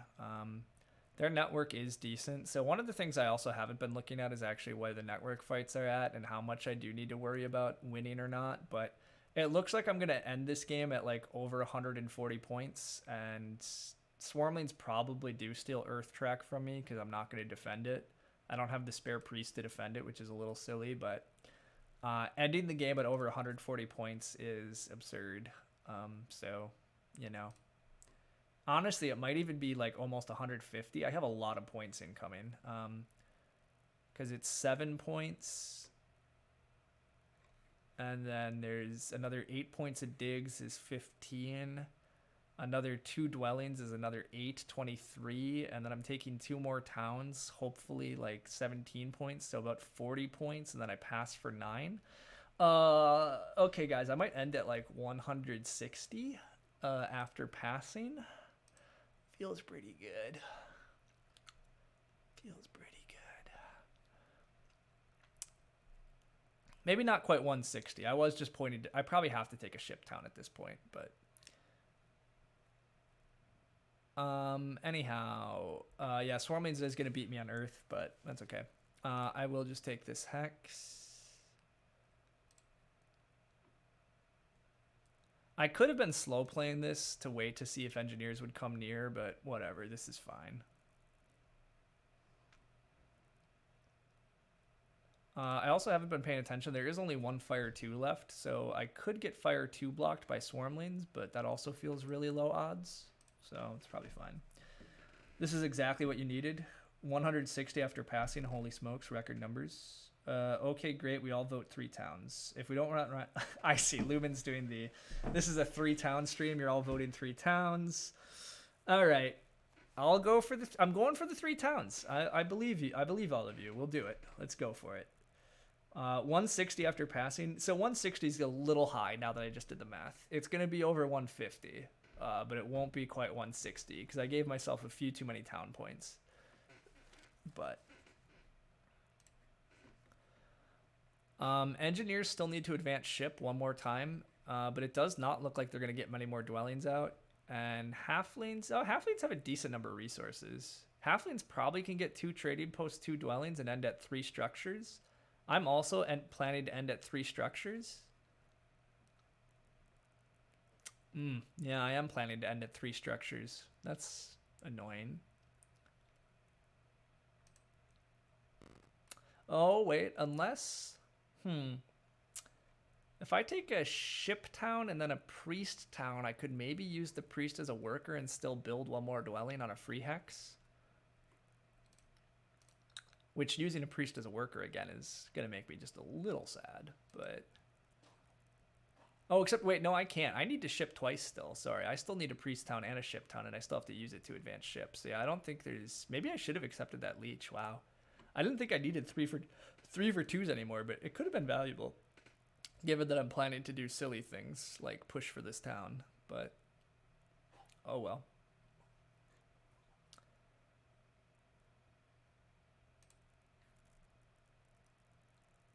I'm just double checking my math real quick that I'm not completely throwing my game away.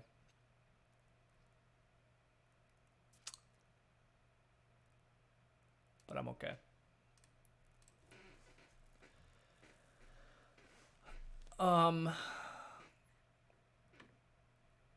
Yeah, not getting water 1 was sad, but all these extra coins are still working out here, so this is fine. If you're going for Fire 2, why not go for it now?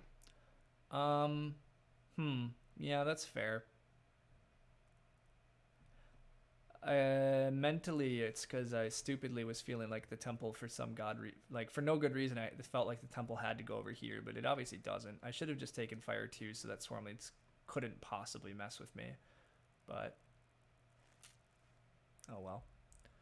It doesn't look like Swarmlings is going to mess with me. I can't imagine Swarmlings actually going for Fire 2 here, but... Swarms can't take it anyway.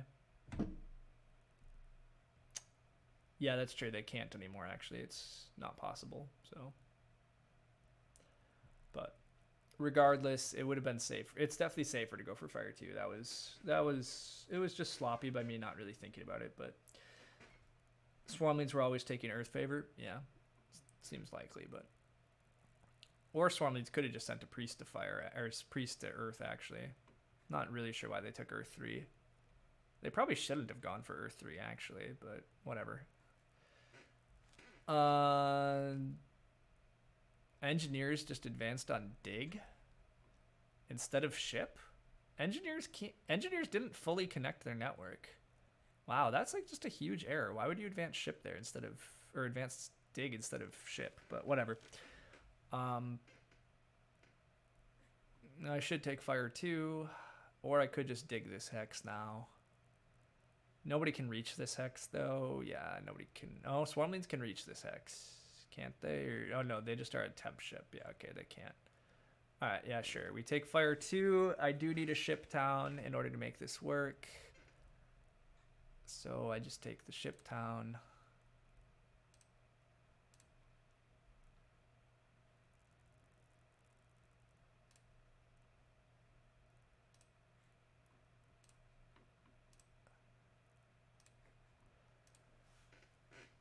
Then our next move is to dig and build, and then we take the priest town, assuming it's left. If it's not left, I have to take a ship town, but I think the priest town will be left.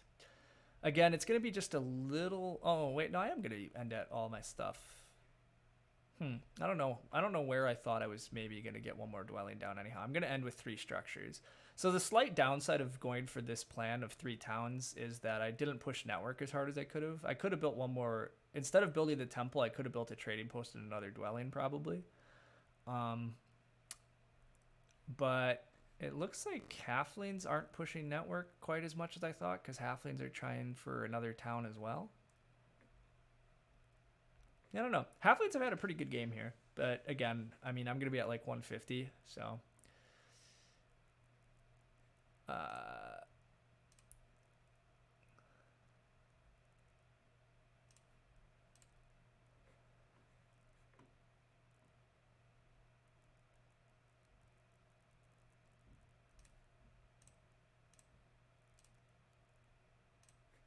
yeah, I'm at 142. I advanced ship is 146.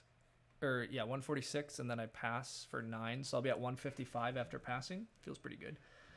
You might have won network without advancing ship. 159 plus network. It's not 159, right? I'm not I get only... I don't have air 1 or anything. Like, I just advanced ship here for 4 points. So 146 plus 9, 155. Yeah, 155 plus... Oh, you were counting my cults already. I see. 159 plus network. Yeah, sorry. I do have 4 cult points. I'm just more happy about 155 after passing, because being at 155 is pretty silly. But all right, Chris Ho, I hope you're technically still quasi watching, or I'll catch later. But there you go, buddy. It was executed. It was done. Anyhow, so a little bit of post-mortem in advance. How did this game go so well? Opening Sanctuary is quite good for Darklings, and it's particularly good in scenarios where you get to take the coins round 1, or there is that Earth Cult reward round 1 for the coins, because then you're able to accelerate so well out of Sanctuary openings when you have that big pile of resources going into round 2. And you can actually build all those dwellings. The fact I was able to accelerate from going Sanctuary and then still building all those dwellings in round 2, and then still having like resources flowing in. I got to take lots of coins early. And then a lot of what went well late here is getting to take coins actions in round 4, 5, and 6. Taking 4 coins actions during the game is an absurd amount of value. I built a lot of stuff this game and had to go up the shipping track, but I was able to take 2 priest towns So I took like pretty high VP towns, and I was able to hit the pass tiles for a lot of points too, and I just didn't have to take resource towns. Whereas like halflings just had to take a resource town so they can afford their advanced shipping here. So yeah, halflings have had a pretty nice game though. They've done pretty well. It does look like they have just enough stuff to build one more dwelling, assuming they have a hex. But maybe they don't have a hex. That would be a good break. But regardless, I got nothing to do here. So I pass. But great game. Burn one. Oh, I should have burned one. You're right, Lumen. Definitely should have burned one. So that's the fancy play, everybody. If you burn one there, anybody that builds next to me, any leech I would have got would have been free, and then it would have actually been worth an extra point. So I am not always in the habit of looking at that, and that is a very slight way to leverage some extra VP. I don't really think anybody's building next to me anyhow, but it's not worth not giving myself the chance or whatever. Halflings did wind up sending their priest somewhere else, so it looks like Halflings will be just one short of tying me on network. So this is going to be a huge game. Ugly farm. You're absolutely right, Rilo. It's an ugly farm, but it's an absolutely beauty Terra Mystica game. I mean, this is a pretty absurd game. This is kind of one of those high score games, right? 159 is going to be I'm going to end the game at 177 with network. 177 means your game went really well. I mean, I did start at 30, right? So, I mean, there's that. But even a 167 in a normal game is pretty silly, especially with this track. I mean, the track wasn't that bad, but stacked dwelling rounds is a little limiting. Although, much like Halai, I think, recently argued, I do think stacked trading post and stacked dwelling rounds are a little slept on. Because it is hard to build all your TPs or all your dwellings in a single round. And so it's usually not that bad to have those rounds back to back. You still can do a lot, but 177 seems pretty decent. Yeah, I agree. Nice game. Coins that many times is crazy. Yeah, I mean, my opponents really failed this game in terms of building their economy in the right way and saving their power for when they could take coin actions and stuff. The thing is, like, this is the sort of stuff I expect from players in rated 200s and 300s, and I have been on a pretty rough run of recently a lot of the streams where I have players at that level. They play out of their minds comparatively, but yeah.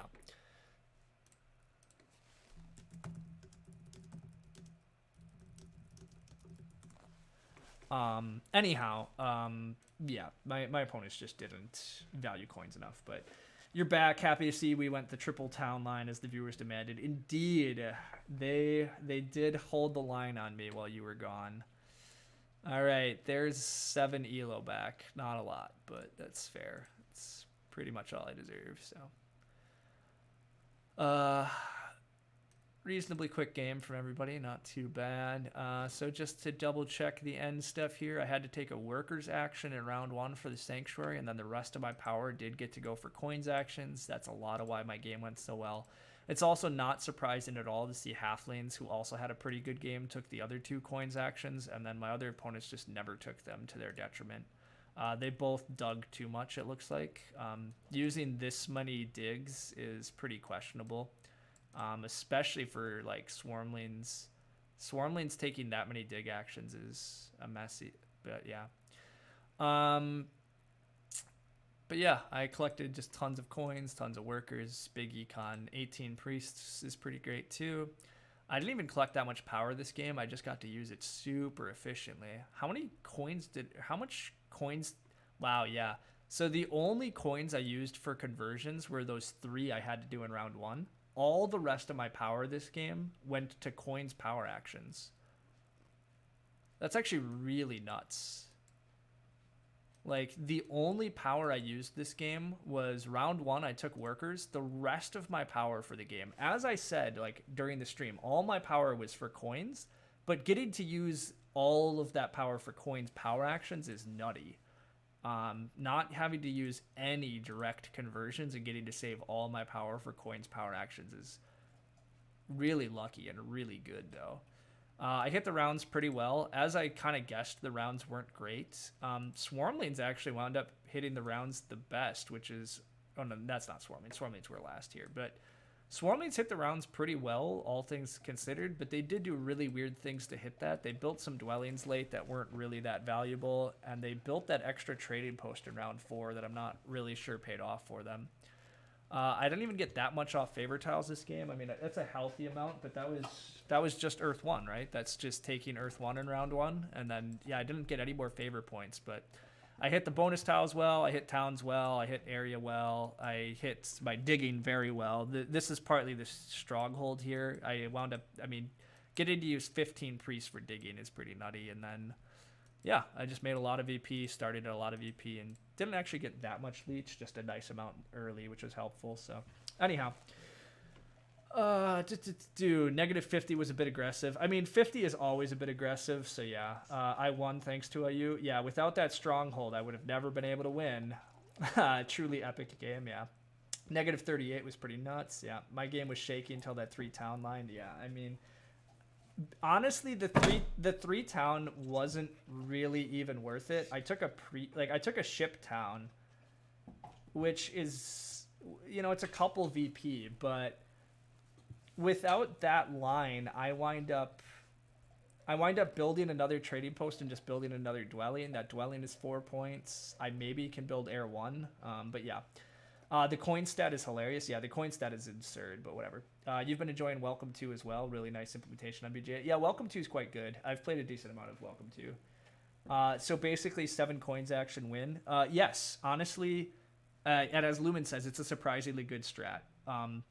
He's not wrong. Taking the coins action a lot is very valuable.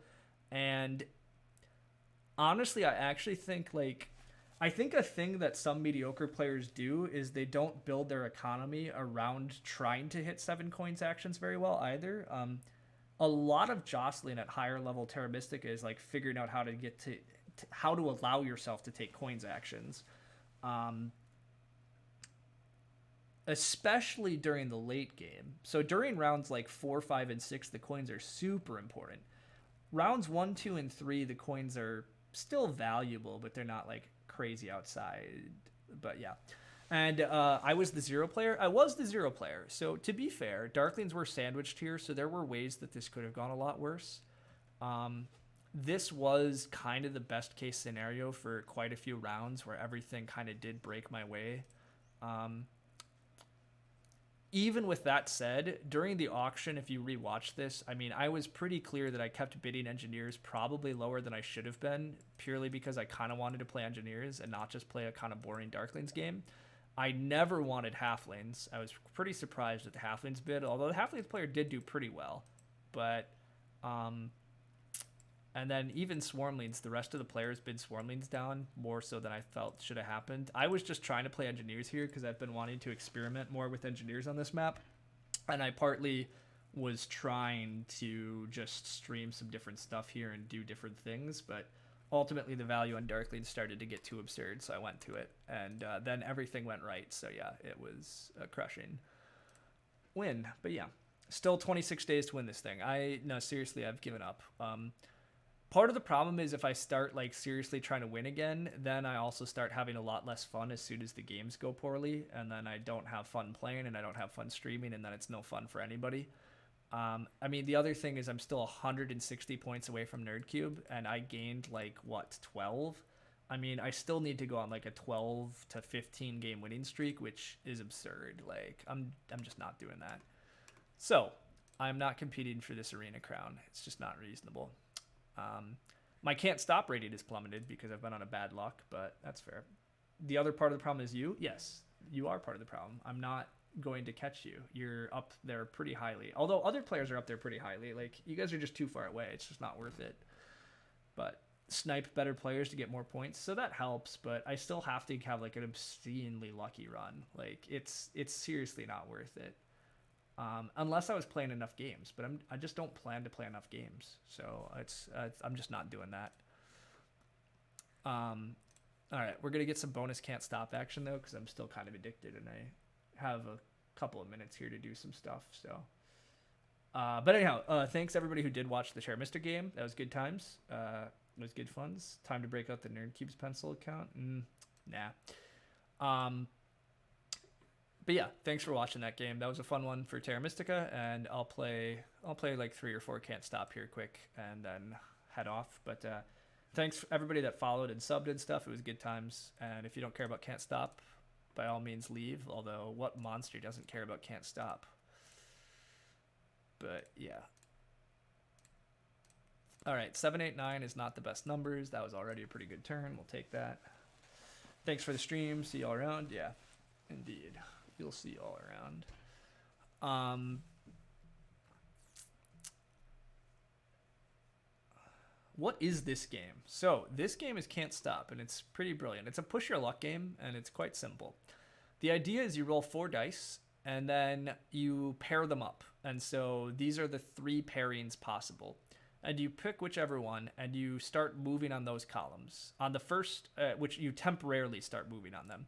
And so the idea is I'm picking columns, and then now I only have 3 temporary markers, so I can only roll on 6, 7, or 9. So I roll my dice, and I'm hoping to get 6, 7s, or 9s so that I can make progress. And I keep pushing my luck until I stop, in which case then I lock in that progress, and that's where I start from on future turns.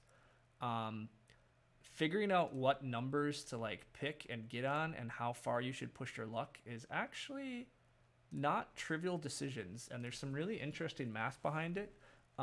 It is obviously a fairly lucky game still, because you can have obscene runs of luck or you can have obscene bad luck, but in the long run there is a decent amount of strategy. Trying to compete for the arena crown is definitely a little silly, because you have to have a really good run of luck to get all the way up there, or coupled with very good play. But yeah, glad you caught the real stream at least. Yeah, absolutely. We're doing just a couple games, Can't Stop. Don't you like to get 12 2s if you can't get 6, 7, 8s to hope to get a second? No. So 12s and 2s are fine, but 6, 7, 9 is really good. So, I mean, I could start talking a little more on strategy, but in general, my belief is that you win the game by winning and controlling 6s and 8s. If you're able to close out 6s and 8s early, there are basically no good numbered combos to roll, and so it's very hard to make progress, and so you're not going to have big turns. And if you don't have particularly good turns, then your opponent just shouldn't be able to catch up. So like I could take 6 and 12 here, but I'm pretty close. Like I definitely just take the 9s, and then to pair with it, 4, 6, 9 is pretty good. 2, 8, 9 is not very good, and 8s are not really worth fighting here because my opponent is very likely to close them out. So I'll take 4, 6 and just hope for another 9. I'd really like to close the 9s out, but bust, so that's okay. I will take 2s and 12s sometimes. Like it depends, but broadly, I think controlling the center is the best way to win, but we'll see. You would have taken the 2 and just stopped. Oh. You get 9 anyway? Meh, I could have, but taking a single 2 and stopping is not efficient. It's just not fast enough against good players usually. Here I take 2 and a 6, and then I roll to try to close 7s. Stopping 1 away from 7s is really painful because it means a future turn is essentially gone, because I would have to stop pretty early on a future turn, so trying to get the 7 is good. What's the upside of stopping earlier? You get to lock in your progress. So like what just happened, like my opponent rolled on 4, 10, 11 and then stopped and got to move their permanent markers up. So in the future, when they roll a 4, they're starting from here instead of the bottom. Here I have to take 2, 3, which is not a good turn. I can take 3, 9. I could stop, but my opponent's like very close to just winning the game because you have to win just 3 columns. So I need to push my luck here and hope to close out the 9s or close out the 2s. And then I have to now hope my opponent can't get 2 4s, but they probably will. So I've probably lost this game. Yeah, they got lucky enough to get it, but oh well. If you miss, you don't move at all. Correct. Once you bust, you're done. Once 6, 7, 8 are gone, you think 2s and 12s are easiest if you took early single steps. They can be, but I really don't think that's a good strategy in general. My opponent never busted, so that's a tough game to win. You win by locking 3 columns, indeed. Yep. So you have to get to the top of 3 columns. Anyhow, taking single steps on 2s and stuff early is not really good.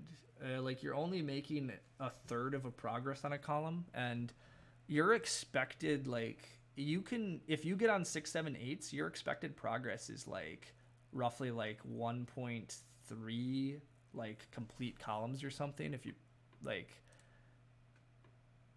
broadly, I would not take, I would not value 2s and 12s too highly, but only if you have bad numbers. Yeah, if I have bad numbers, I'll just stop early, but I don't know. We'll see. Anyhow, I take 8, 7 here. Unfortunately, I get a bad pairing with it. 7, 8, 10 is not very good, but got to push my luck a little here and get a decent turn. That actually might be a decent enough turn.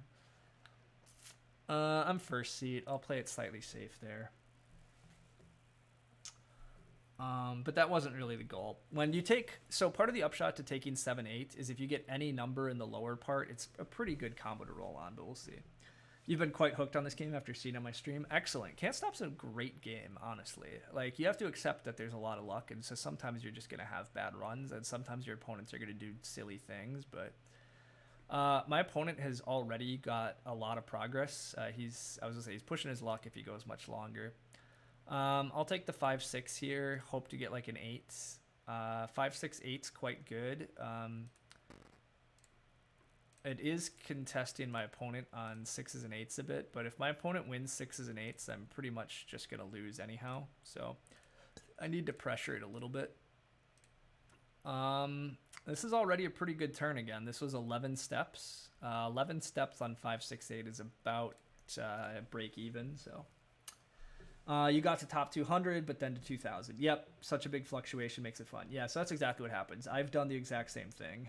So yeah, you know what the probability is to close a row in one go in 6, 7, 8? Kind of curious. I don't know what the probability is to actually close one column, but I do know that most people, I think, actually push 6, 7, 8 a little too far.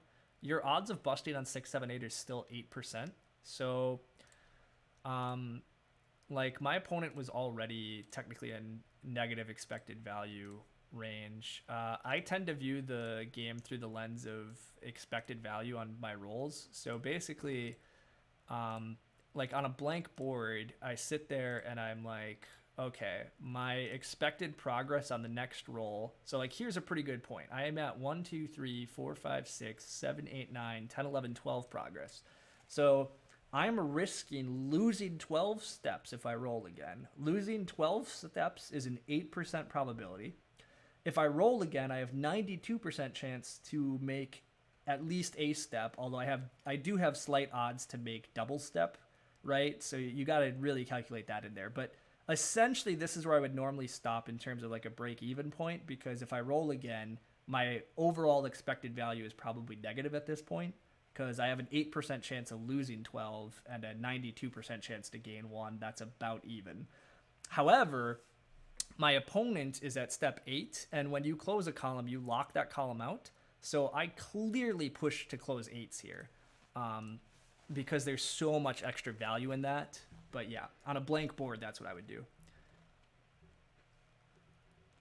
Correct. I would risk here. It wasn't a blank board, so I clearly had to push to close my 8s. But on a blank board, after I took 12 steps, that's about when I would stop on 6, 7, 8, because the break-even point is like right there. So my opponent's getting pretty unlucky there. He almost closed out 6s, but he busted. If I could steal 6s from him somehow, that would be huge. In fact, I might even just take 11, hoping to get on 6, 7 and close 6s, because that pretty much wins the game for me. 4, 6 was not the dream, but I'm still gonna go for this. If I get 2 6s and close my opponents out of 6s, it's pretty devastating, and indeed I do hit that. So I wiped out all of my opponent's 6s and 8s progress now, so the game is completely crazy. Hard to get on 6, 7, 8 again too. Yeah, he could have closed 6s, you think? Oh, maybe. I wasn't paying attention. If he had the chance to close 6s and he got greedy and didn't, that's obviously a big blunder. But now I'm pretty in control of this game. I'll take 11, 7, because I'm actually on 7s, and now I'm just rolling 7s. And another 11, and there's another 7. Yeah. All right, well, that was pretty silly. Things went very well there for me after an initial. Oh, never mind. I just never busted. Things just went very well for me, and my opponent just busted it an annoying amount of time, and I was first seed. So that was just a really dumb luck game for me. My opponent really had no chance, but that happens. All right, we'll play one or two more. Hopefully get a little more insight into some of you, and then we'll see. But looping back to Ghostly's point about big fluctuation, though, yeah, I reached top 20. Play till I lose. I mean, I could. After 10 more games, can't stop. Indeed, I mean, you can play so many games so fast to this, but I really do need to get on to other things. Ooh, here's like an actually really good player. This will be exciting. I get first seat. That's really good. Double 6 here is pretty obvious. 6, 8, 10 is actually a really good combo. 6, 7, 8 is 92% chance to reroll. 6, 8, 10 is still like 91% chance to roll another number. So it's really good. And again, controlling 6s and 8s early is really strong. I will take some 10s while I can, though, because it's a pretty short column. I'm at 9 progress thus far. That's 10 progress, and there's 11, 12. That's a great stopping point. That was a really nice and big first turn. I have pretty good chances to close 10s in the future. I have some progress on 6s and 8s. Just a really strong first turn. Got on some really good numbers and got to leverage it. My opponent's on a really good combo too. 2, 7, 8 is actually surprisingly a lot better, I think, than people think. 2, 7, 8 has somewhere around 90% chances to re-roll. So going by my expected progress metric, you can get about 10 progress before you should stop, because once you're at 10 progress, then you have a 10% chance of losing 10 steps, and you have a 90% chance of gaining a step, and so now your expected value is negative again. But 2, 7, 8 is still pretty good, so I would expect my opponent to push this a little further. He seemed like he was thinking about it, though, which is kind of intriguing to me. But maybe he's just having slight internet issues or something, but it's really hard to stop playing on a loss. Indeed, I agree. I don't usually stop playing on a loss. Truly a mathematician's game. Love it. Yes, there's a lot of math behind it, and I do think knowing the odds is important to playing pretty well, and picking the right number combos and stuff. So that's what I mean. There is like a decent amount of skill.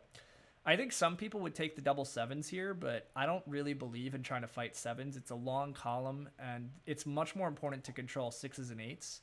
Plus 6, 8, any number I get off of this means that I have a good combo for the turn, but I also get lucky and can just get back on the 10s. So this is pretty sweet. I would love to close the 10s this turn, but we'll see. Yep, there it is.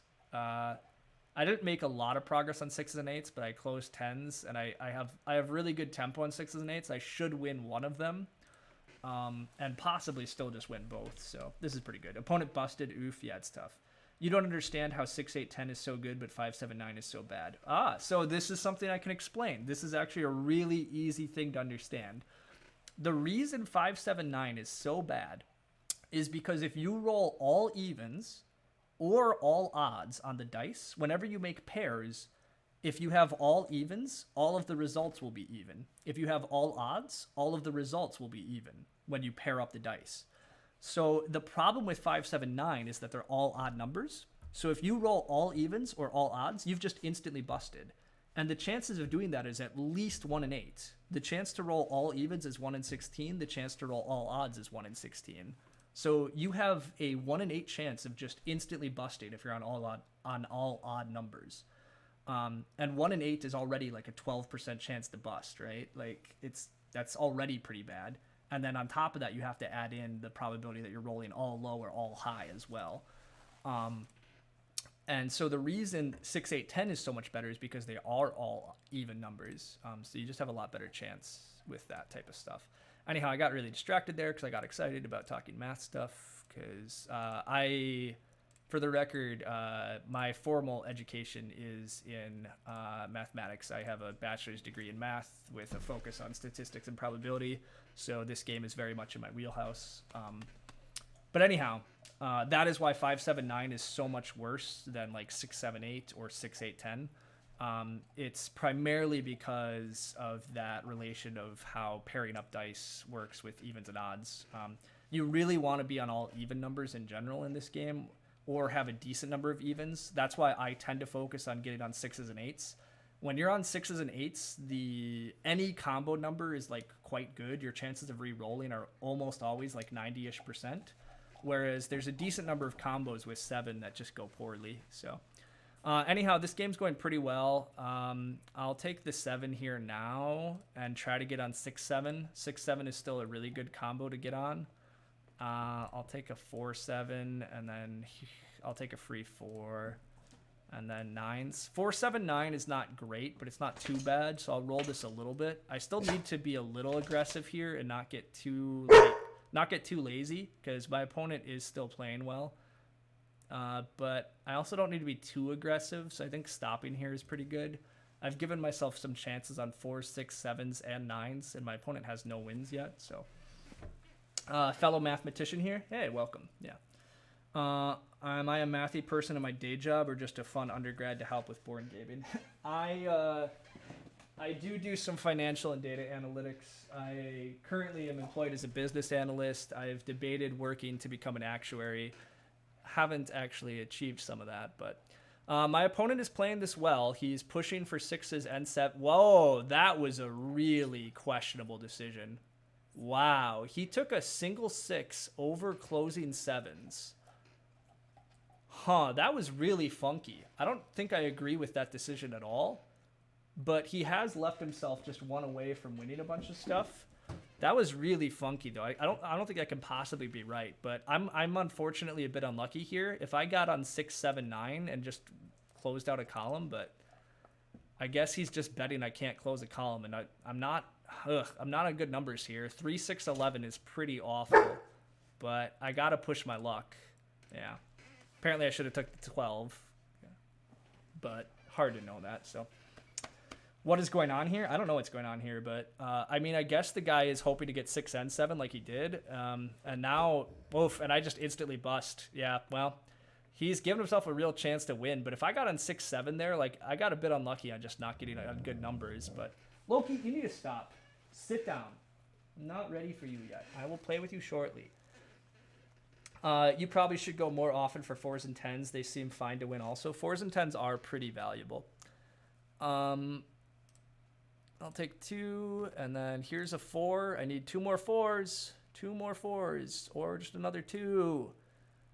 All right, come on, 4. I could stop here, but my opponent's 1, 2 away or 3 9s away. I pretty much need to win this turn.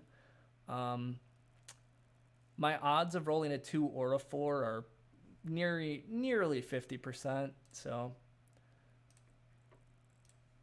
but I bust. This leaves them the possibility of closing multiples in the same round. Why not just close that in the previous round? It worked out. It did work out for my opponent, but I don't understand my opponent's strategy. I'm pretty sure my opponent should have just closed 7s, but it looks like his strat is going to work for him. Oh, well, he busted again. I mean, it was a really interesting choice from him. Wow, 3-11 is awful, though. What is this garbage? I have a better chance of rolling a couple 4s in a row than I do 9s, but this is bad. Like, this is real bad. But I'm getting lucky. Come on, 4. Come on, 4. No. Close game. It is a close game here. It's just coming down to which of us gets a little luckier at the end. My opponent did some smart things of really pushing his luck during the mid game, and my opponent got a lot of luck during the mid game, and I didn't. And so my early position that looked really good crumbled because I had early luck, he had mid game luck, and then late game I just didn't get quite enough. But yeah, that's tough. He's a good player, but he got a bit luckier than we did is essentially what it came down to. We rolled about the same number of dice, but I busted one more turn than he did, and I busted in some more critical points than he did, but oh well. Feels a little overly aggressive here at the end, but I guess being too timid would have felt really bad. So I was maybe a little too aggressive at the end, but it's so tough to sit there and decide to end your turn, like 1 away from a win, and then just watching your opponent win. It's tough to know when to stop, I guess, at the end. It really comes down, do you want to bet your opponent is going to bust, or do you want to bet he's going to get lucky? Like, it's hard to say. My opponent needed just a single 2 or he needed just a couple of 9s. He had pretty good winning odds on any of his turns, so I'm pretty sure the right play was to just push for a win, but I'm open to other arguments. Anyhow, I'm playing one more because I'm not ending on a loss. I do get on 6, 8, 10 here. Pretty good, but I bust. It's unfortunate, but it happens. I do plan to just end once I bust now is really the game plan here, so... but yeah. Or not end when I bust. I plan to end when I win again. That's the plan. I should get on to dinner, and I should get on to playing with my dog, and then I have some Dungeons and Dragons and stuff later, and yada yada yada. So 7-12 here is pretty good. 9-10 doesn't really lead anywhere, so we'll take the 7-12. 7-8-12 is the best thing here. It's not great. 6-7-12 is quite a bit better, but oh well. That was not an option. It's a pretty good amount of progress. I don't actually remember the odds of 7-8-12 off my hands, so I don't really have a good calibration if I should push this further or not. So let's go refresh myself on 7-8-12. And should I have gone again? 7-8-12 is an 86.4% chance. So probably already pushed my luck a little further than I should have anyhow when I made 8 progress. 7 progress might have been enough, but ultimately not a bad deal. I could take the 12 and 2 and just stop, but that feels really slow, and with my opponent already being on 12, it could easily get wiped out, so I'll take the 7 here. And then 7-8's great. 4-7-8's a pretty good combo. Try to make some good progress on 7s and 8s here, and some 4s. Already a pretty good turn, but I can probably go one more. All right, that's a good turn.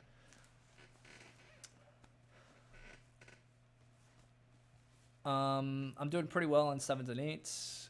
Part of why I say that that I really value 6s and 8s and stuff early is if you close out 6s and 8s, it's really hard for your opponent to have any good combos, and so they can't really make a lot of progress on turns, and so it makes it a lot harder to catch up when you can't have big turns.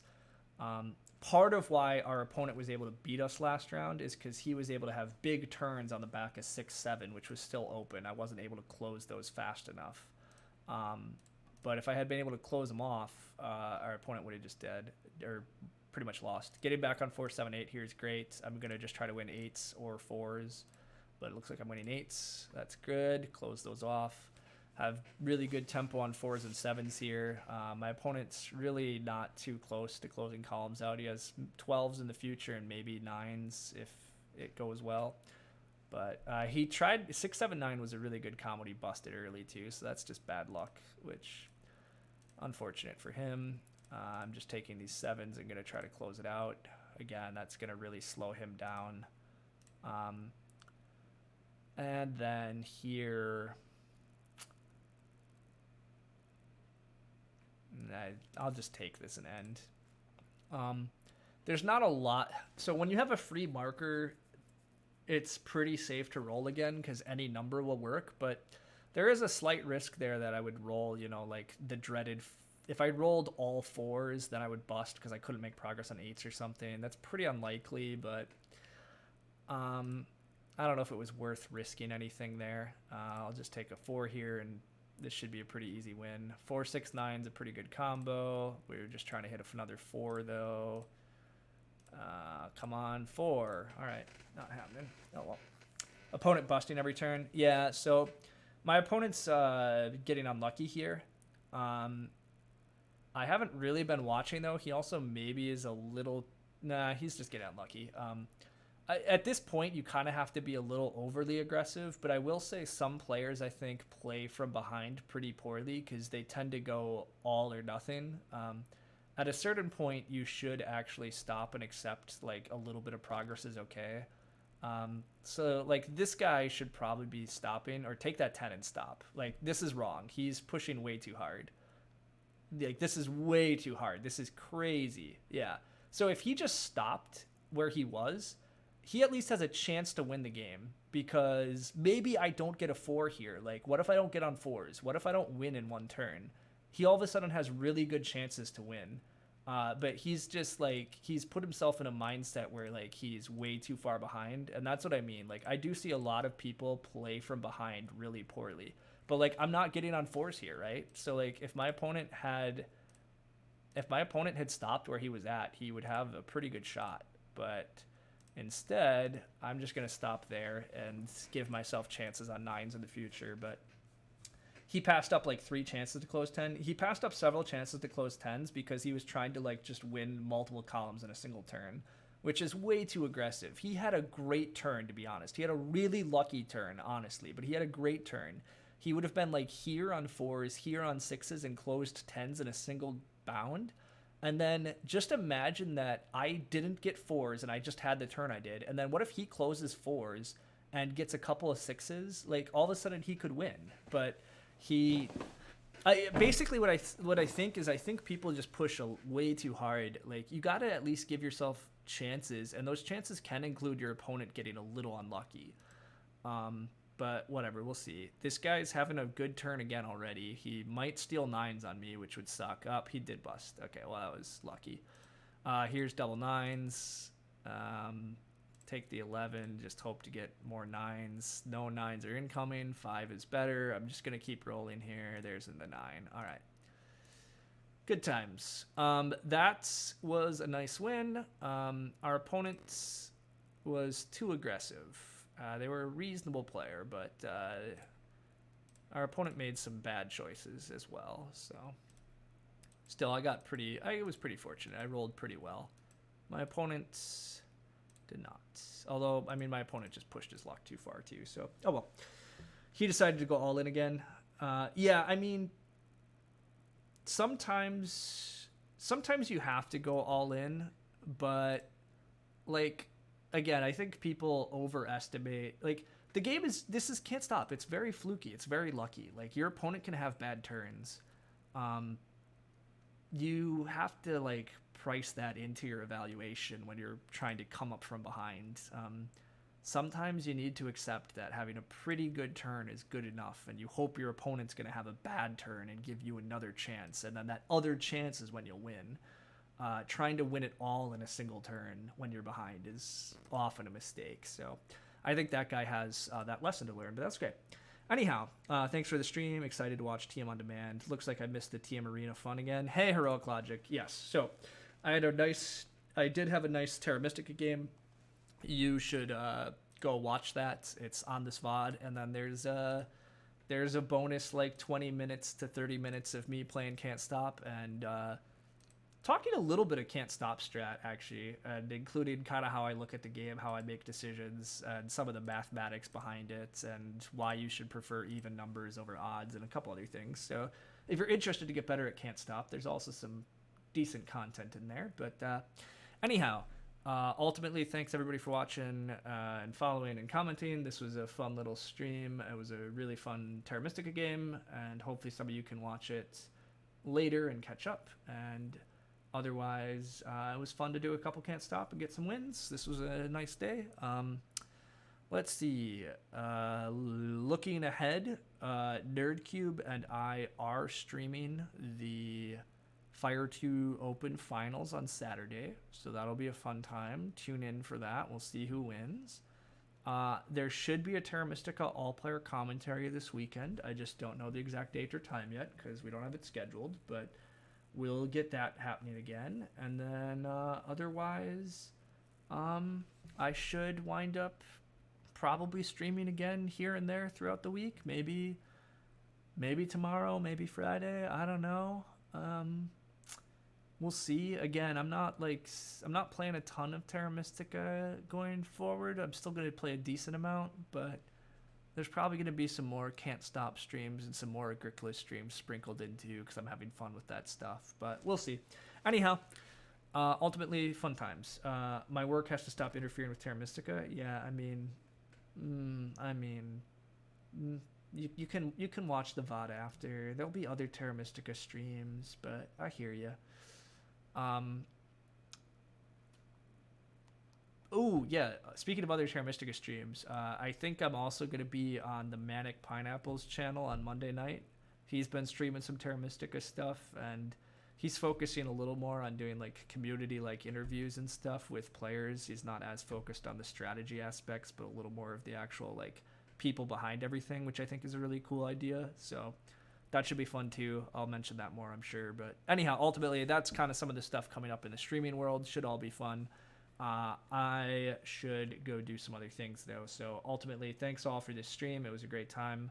And again, thanks for the follows and subs that happened earlier as well. Always really appreciated.